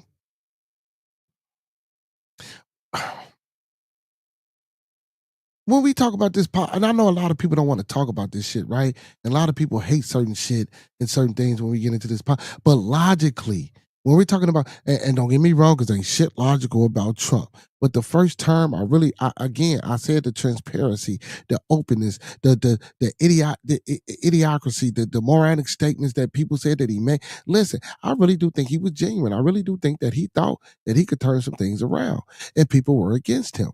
Now, this second term, no, I didn't think, even though he was more well spoken this second term because he had somebody in his ear and somebody writing this shit for him, even though he didn't say as much crazy shit as he did the first time. You know what I'm saying? But look at the results, because now he's doing more crazy shit with signing all these crazy ass executive orders. You know what I'm saying? And doing all these crazy things. Again, I didn't vote for him the second time, but the first time, the transparency. Again, man, it's all about a feeling, man. I don't think we really go out here. Now, don't get me wrong. I knew who backed him. I knew the things that was going on, and it wasn't the same people. Well, it was the same people as this time, but it wasn't as open, or you couldn't find out everybody. And again, you're never going to know everybody, who's backing a certain person around for president. You know what I'm saying? Like with this thing with Elon Musk. Elon Musk backed the shit out of him. He did. With some other people names that I'm not going to say. You know what I'm saying? Now I'm gonna do like Fox, do your homework. He said, "Yep, that's my." Hey man, y'all is crazy, man. Listen, man, y'all is crazy. I ain't say I voted for him this term. I voted for him the first time, bro. Y'all is ridiculous, bro. Y'all is ridiculous. So for y'all that's asking me why did I vote for Trump? Who did you vote for, and why did you vote for him, and what was the difference? He said, bro, I didn't vote for Biden either. He said, I don't look at the politics as two groups of fighting each other, but as a core, but at its core, it's economics. And I say this all the time.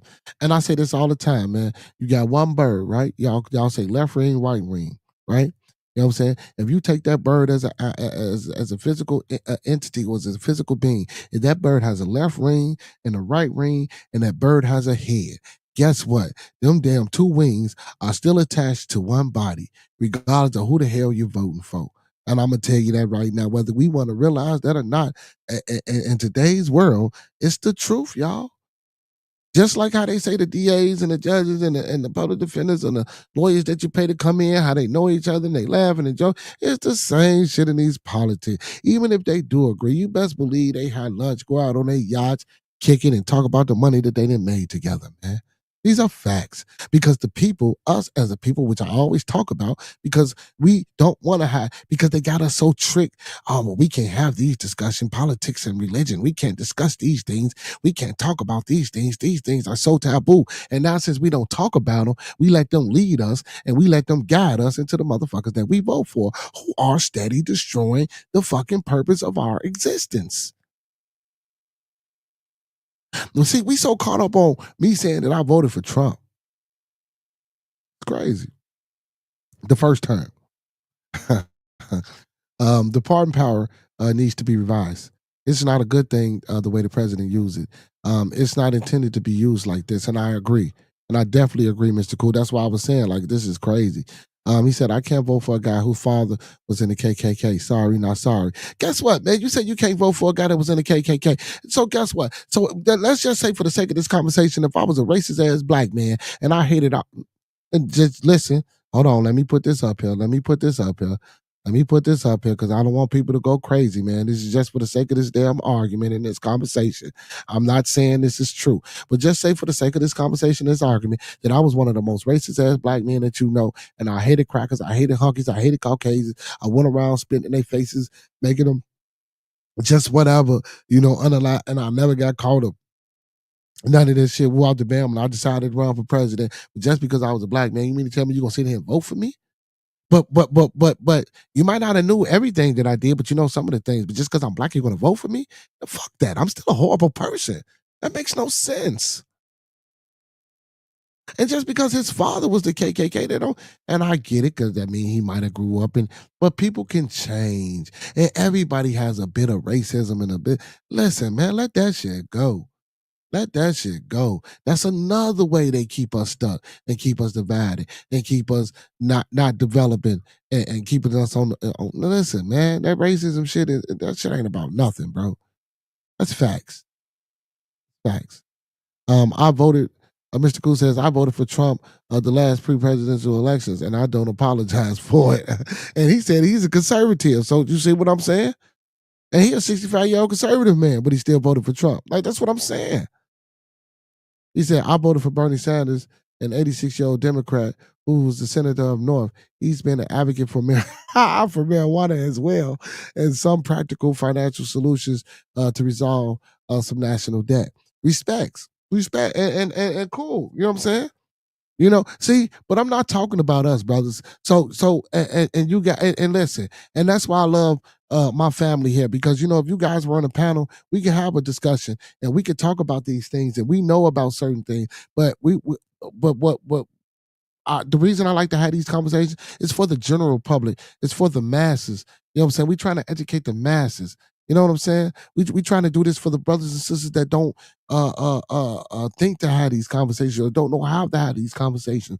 You know, if they can see us, you know, just regular Joes, or well, you know, I ain't gonna say I'm a regular Joe, but just for the sake of this conversation, us regular Joes, what we would think as regular Joes, because we ain't got the financial you know, problems as you know, maybe a millionaire or whatever, that type of status.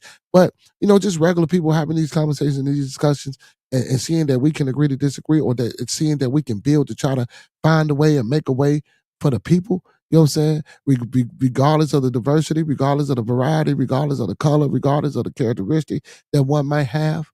You know what I'm saying? As long as it's not malicious, as long as it's not intended to cause harm, as long as it's not fraudulent, you know what I'm saying, towards one another. As long as it's about that love, that peace, that respect, that motivation and inspiration, and that little support sprinkle on top. That's what I'm about as far as the values when we dealing with these politics. Now, again, politics more than likely ain't about that nowadays. It's about getting that dollar. It's about finding out who can support you and what they gonna pay you to do whatever. You know what I'm saying? It's about that religion. Man, listen, man, it's so much that's involved in a lot of this shit, man. And we think, oh, well, a lot of these things is happening to distract us. Who gives a fuck about P. Diddy, bro? I'm not watching that shit. I don't give a fuck about P. Diddy being trial. Now, as a melanated brother, I do think they railroading the man. I'm not saying I don't give a fuck about it like that, but that's not a distraction for me. That's some shit that's always been happening. Again, we don't fight. How many times, how many conversations, how many days do I in a row do I get up and say we don't fight? And guess what? And if we were to have our own and do for ourselves, I mean, shit, if that was happening and that was going on, whatever he was doing and we found out, shit, if he was deemed a piece of trash, guess what? We gonna treat him as such. You got to be able to deal with things, man. You know, and I tell people all the time, I'm not coming here, man, to try to be holier than thou. I'm not trying to stop the drug dealing. I'm not trying to stop the kill. And when I say that in the way of this shit been going on since the beginning of the time. These are things that, you know, just not no one person can stop. You know what I'm saying? I can't just if I could just snap my fingers. And that was a great question you asked earlier, Professor Remo. If I had to, if I, you know, well, matter of fact, let me go back up to it. Hold on, let me read this real quick and then I'm gonna go back up to it. Um,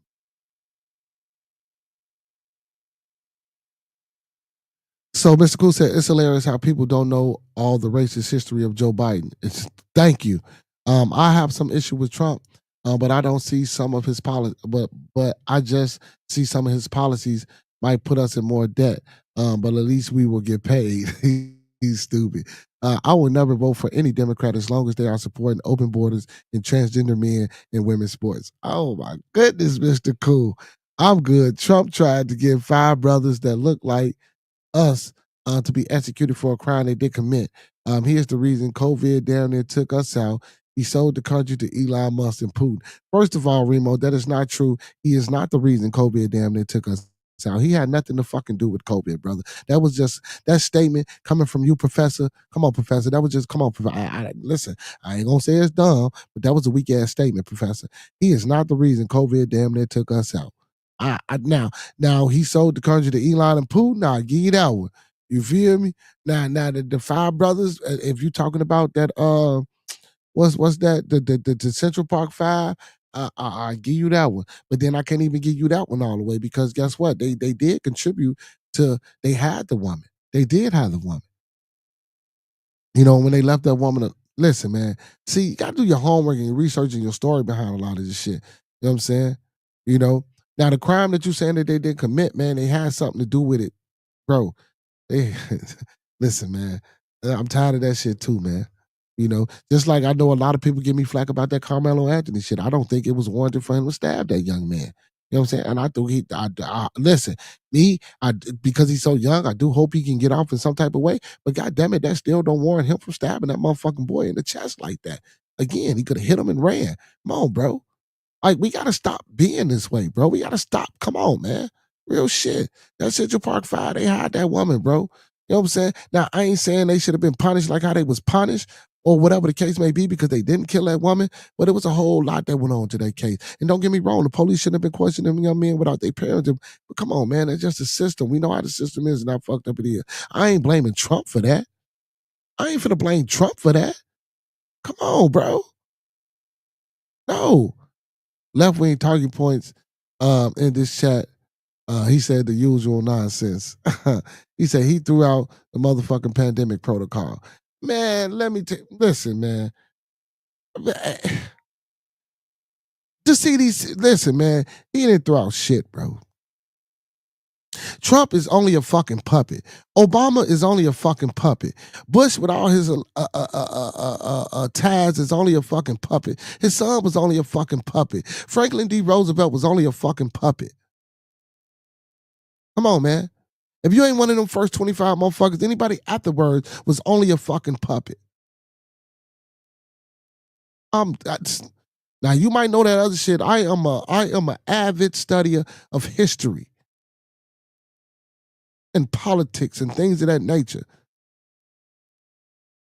Books upon books, upon books, upon experiences. Not saying that I'm right all the time, because I could be wrong. But bro, no, we can't blame Trump for that damn Central Park Five.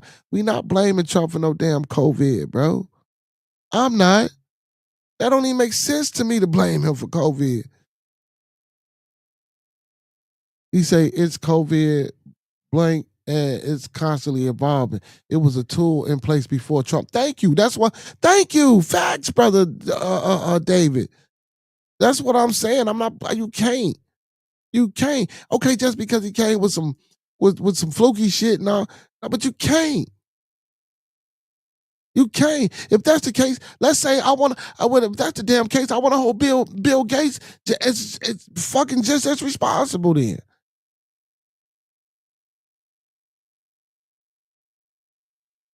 Professor? Joe Biden said he didn't want integrated schools. He said, and I quote, "I don't want my kids going to school. I'm sorry, going to a racial jungle." Yes, and that's the audio of that. Yeah, he said we was actually he said more than that. You know what I'm saying? You still being nice with it. You know what I'm saying? The audio I heard, you know what I'm saying? He ain't want his it's a zoo. We like animals. He ain't want his kids going to school with animals, to be exact. He said we would turn that shit into a zoo because he called us animals. That's exactly what Biden said, brother. A lot of people don't know that. A lot of people don't know that. Brother David said, LOL, Bill Gates and Steve Jobs. See, it's like, man, listen, we got to do our homework, man. We just can't throw this shit off on Trump, man. We ain't going to throw this off on Trump, Professor. He said, I never said Biden was better, did I? No, you didn't, but don't sit here and throw punches at Trump, man. Don't do that, man. You know what I'm saying? Hey, because, and I ain't saying it like I'm defending him, bro. I'm just saying, bro, it's all around the board. It's just messed up. You know, when it comes to this government system that we got in play, man. You know, because again, I believe as a people, man, we don't fight. I believe, you know, we lost our ability to be aware of what's going on. You know, I think, you know, they use that shit, you know, like I was saying earlier, all these distractions. I think we really believe that to the point where we really are distracted from what's going on. But let me read this last article, man. Hey, man, listen, Mr. Cool, man, brother. You make sure you come back, brother. I'm loving you. Pause. But I'm loving you, brother. So Trump Justice Department examining pardon issued by Biden.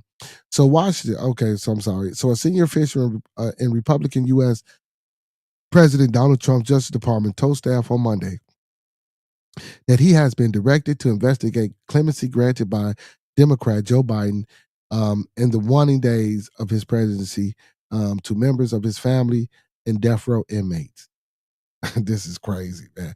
So Ed Martin, the Justice Department pardon attorney, wrote in an email seen by Reuters that the investigation involves whether Biden was competent and whether, oh my goodness, and whether others were taking advantage of him during the use of auto pen and other means. An auto pen is a device used to automatically affix a signature to a document. Trump and his supporters have made a variety of unfolded claims that Biden used that Biden use of the device while president invalidated his actions or suggested that he was not fully aware of these actions. It's not known whether Biden used auto pen on pardons. Whether he did or he didn't, what the fuck do that make a difference on? See, that's why I said this is a revenge tour, man. And I ain't mad at it, man. But again, like family members, you couldn't say he's not competent or he was incompetent. Like family members, come on, man. Anybody out of their right mind or in their right mind, it's a family member. So I don't know if you can fight about that. Now, certain death row inmates, depending upon how many years they were serving, shit, if they getting out, they probably about to die anyway, man. I don't know. I have to go back and see exactly what death row inmates Biden pardoned, but I thought presidents can only do that on a federal level. The governor has to do that on the state level. So I don't think he could unless they was on a federal level getting on death row. But I don't even know. See, again, I'm gonna have to look more into that. So let's finish reading the article. So the email stated that Martin's investigation is focused on preemptive pardons Biden issued to several members of his family and clemency that spared 37 federal, okay, they were federal inmates, 37 federal inmates from the death penalty, converting their sentences to life in prison. And again, if he took them, so he didn't pardon them from jail. All he did, Shawnee Accord Lord in the building, he didn't let them out of jail. All he did was turn their damn death penalties into life sentences. And if they in life sentences, 9 times out of 10, they 30, 40 year sentences. About time. That's if they make it to get out of this motherfucker. We got to stop this. Come on, come on, Trump. See shit like this. See, Mr. Cool, when it comes to shit like this and the battling of this type of shit, nah, this is crazy. You know what I'm saying? So just before he relinquishes the presidency to Trump on January the 20th, Biden pardoned 5 members of his family, saying he wanted to protect them from the future politically motivated investigations. The pardons went to Biden's siblings, James Biden, Frank Biden, and Valerie Biden Owens, as well as their spouses, John Owens and Sarah Biden. Biden, on December the 1st, pardoned his son, Hunter Biden, who had pled guilty to tax violations and was convicted of a firearm-related charges. Now, that I don't think they should have let that one go through. You know what I'm saying? Now, that one they probably shouldn't have let went through. But anyway, Martin's email did not specify which pardons of Biden family members were being investigated. It also did not make clear who directed Martin to launch the investigation. The Justice Department spokesperson did not immediately respond to a request for comment. A Biden spokesperson did not immediately provide comment. The U.S. Constitution gives the president broad power to issue pardons to wipe away federal criminal convictions or commutations to modify sentences. So that's what he gave to Larry Bernard Hoover, the leader of an intermediate organization that was once known as the Gage Disciples, and they changed it to Growth and Development. Trump himself has made extensive use of executive clemency. For instance, he granted clemency on January 20th to all nearly 1,600 of his supporters who faced criminal charges in connection of the January 6th, 2021 attack on the U.S. Capitol, which was a failed attempt to prevent congressional certification of Biden's 2020 election victory over Trump, which is fucking insane because I don't think he should have let all those people out of jail. Martin previously served as the interim U.S. Attorney in Washington before his nomination for the post foundered in the Senate.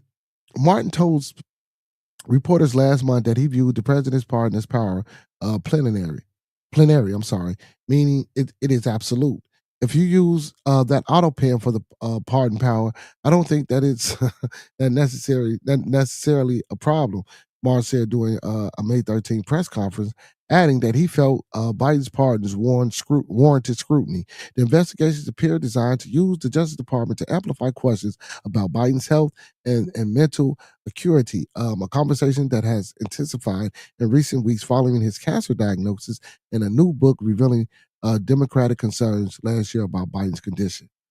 Biden, who is 82, last year dropped his reelection bid amidst questions about his mental acuity after a disastrous presidential debate performance.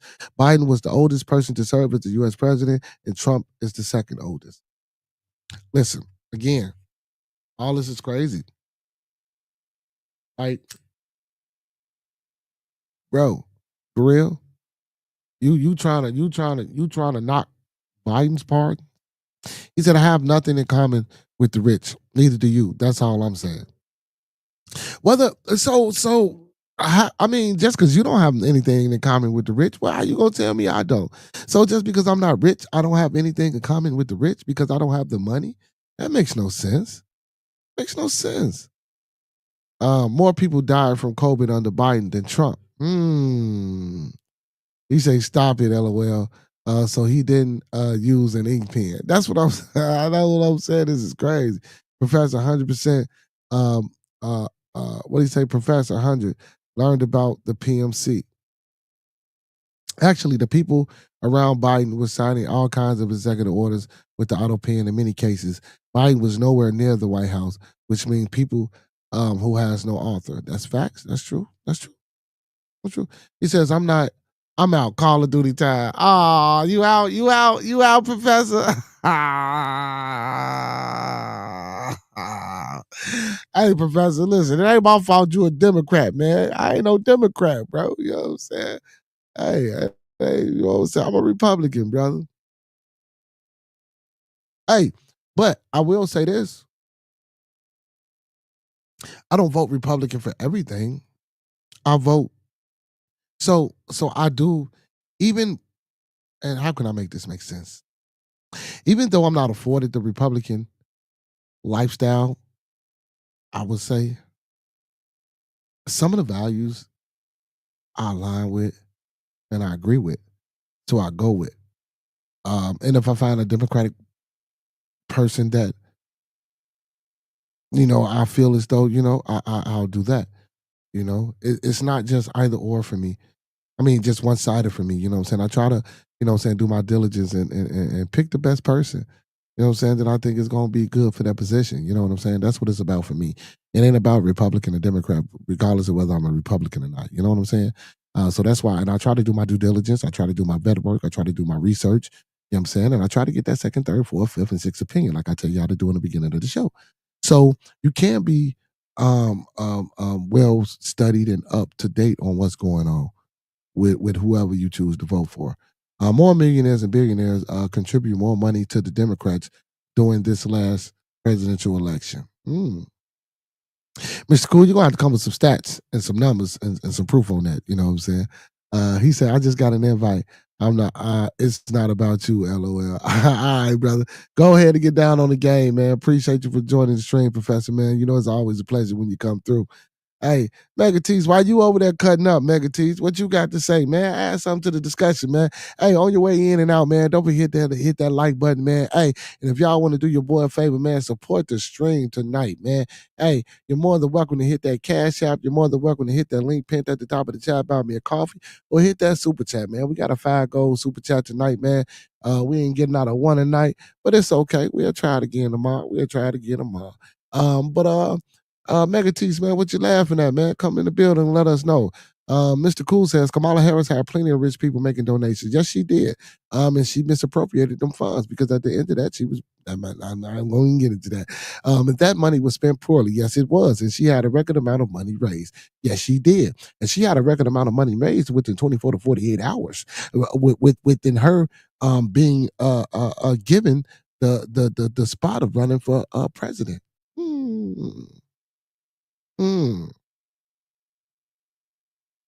He said, I'm just listening. I don't follow politics one bit. Well, for me, it ain't about the politics, brother. It's about the reasoning. It's about what's going on in the world. You know what I'm saying? That's what it's about, bro. That's really what it's about. That's all it's about. That's all it can be about. You know what I'm saying? That's all it can really be about. You know? And I know you're saying you don't follow him, but shit, you might need to follow, my boy. You want to know what's going on out here, man. That's important to know what's going on. It's real important to know what's going on. Hey, man, with that being said, though, man, we didn't reach our time tonight here on Bearded Conversations, man.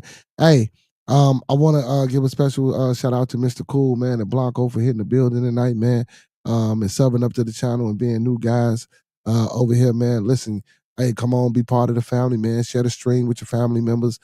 Share the stream with your coworkers, man. Share the stream with your friends. Let them know, man. Good discussion, open discussion, intellectual discourse here on Bearded Conversation, man. That's what we try to do. We try to build with like-minded individuals. We trying to push a needle here. We trying to get our people involved. We trying to wake them up, man. To let them know it's going to be a brighter and a greater day as long as we do what we need to do to keep moving forward. So with that being said, man, if ain't nobody told y'all today, man, like Roscoe say, man, we want to let y'all know that we love you here on Bearded Conversation. Peace and blessings to everybody that joined the stream tonight. Peace and blessings to everybody that's out there in the chat. Y'all know what it is. I'm going to leave you like how I came to you, man. Let's keep everyone in our thoughts, our prayers, our views, and meditations. Let's keep everyone in our thoughts, our prayers, our views, and meditations. One last time, just in case you was doing something and you didn't hear me, let's keep everyone in our thoughts, our prayers, our views, and meditations. And don't forget those 5 key components of life. That's love, peace, respect, motivation, and inspiration. That's love, peace, respect, motivation, and inspiration. One last time for those in the back, that's love, peace, respect, motivation, and inspiration, man. Hey, y'all know that's what we're about. He said Obama never wanted Kamala nominated. He said your mayor of Chicago is an absolute disgrace, and I most definitely agree with that. Brandon Johnson is horrible. That's facts. Listen, man. Every Monday through Thursday, man, Bearded Conversation, man. We pop on 9 to 11. If I got people on the panel, sometimes we go to 12 until the conversation stop. But make sure y'all tuning in and checking us out. Also, every Friday for Bearded Studios, 9 to 12, and every Saturday for Bad TV, man, where we spin music and we come in, good vibes, good music, and have a good time. With that being said, man, all superheroes don't wear capes, but they still need their theme music. So with that being said, peace and blessings to the chat. Hey, man, appreciate y'all for joining in, tuning in to your boy tonight, man. We out, y'all. Fuck you been or what it is you gon' be. Hold on, we ain't gonna even do that like that. We ain't gonna even do like that. Let me cue that up. Let me cue that up before we get up out of here. But before I do that, also, man, I want to let everybody know, man, listen, we got a 3-tier membership because I didn't do that. We got a 3-tier membership, man. I want to give a big shout out to Sean Diacor Lord for being a monthly member. I want to give a shout out to Gary for being a monthly member. I want to give a shout out to Uncle P, Brother Prometheus for being a monthly member. We got 3-tier memberships, man, starting at $3.99, man. We got that bronze beard, we got that silver beard, and then we got that black beard package, man. Man, you go ahead and get that back beard, members only. We got members only content, Roscoe Rants. Also, man, we get discounts on merchandise. You know what I'm saying? Bearded Conversation, man. We got that Bearded Conversation merch. We got the Bearded Studios merch. And also for anybody that's looking for the merchandise, man, listen, make sure y'all support your boy, man. Merchandise, man, y'all can check us out on our Instagram page, _beardgang.apparel. Again, that's _beardgang.apparel for the latest merchandise. And if you want to purchase, man, the website is www.odb-beardgang.appeal.com. Again, that's www.odb-beardgangappeal.com. Support your boys, man. Get out there, man. Listen, man. We trying to do great things. Also, I want to let the people know, man, I started a non-for-profit for the youth last year, helping building the youth. I'm in the process of looking for a building. So I just want to let everybody know, man, we will be getting that off the ground. We're doing our best to do that. Again, man, it's all about family, man. We all about peace and we all about building. He said, thank you and have a blessed night, everyone. Man, facts, Mr. Cool, man. Hey, Mr. Cool, I appreciate you, brother. You know what I'm saying? But yeah, man, HBY helping building the youth, man, because I haven't been talking about that a lot lately. But that's something that's true and dear to my heart, man, that I need to really, really, really put some work into. And really try to get it. Well, I'm trying. Well, and get it off the ground, not try. I hate using those type of words, and get it off the ground, man, and just be real vigilant and adamant about building that and being successful for the kids, man. I want to bring STEM, scientific literacy, community building, and a lot of other things, and sponsor a football team, youth football team, and youth basketball team. Big shout out to Coach Ricky because we getting that part done. EGE Bears, that's a new team that we trying to bring to the South Side. For the youth, we're going to practice out in Riverdale. We got a park out in Riverdale that we can practice out of. So we looking for parents that got kids between the ages of 5 to 14. Bring your kids out. I'm gonna get the flyers so I can post the flyers on the show and let y'all know the practice time, practice dates, and things of that nature, man. Man, listen, I'm for the community, I'm for the kids, I'm for the people, I'm about building, and let's continue our success and be great, man, with Black excellence. Y'all know what it is, man. All superheroes don't wear capes, but they still need their theme music. I got it queued up now, y'all, and we out.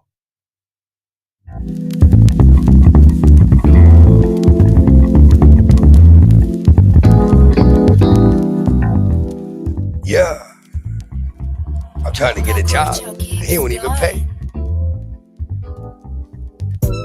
Hard work and dedication.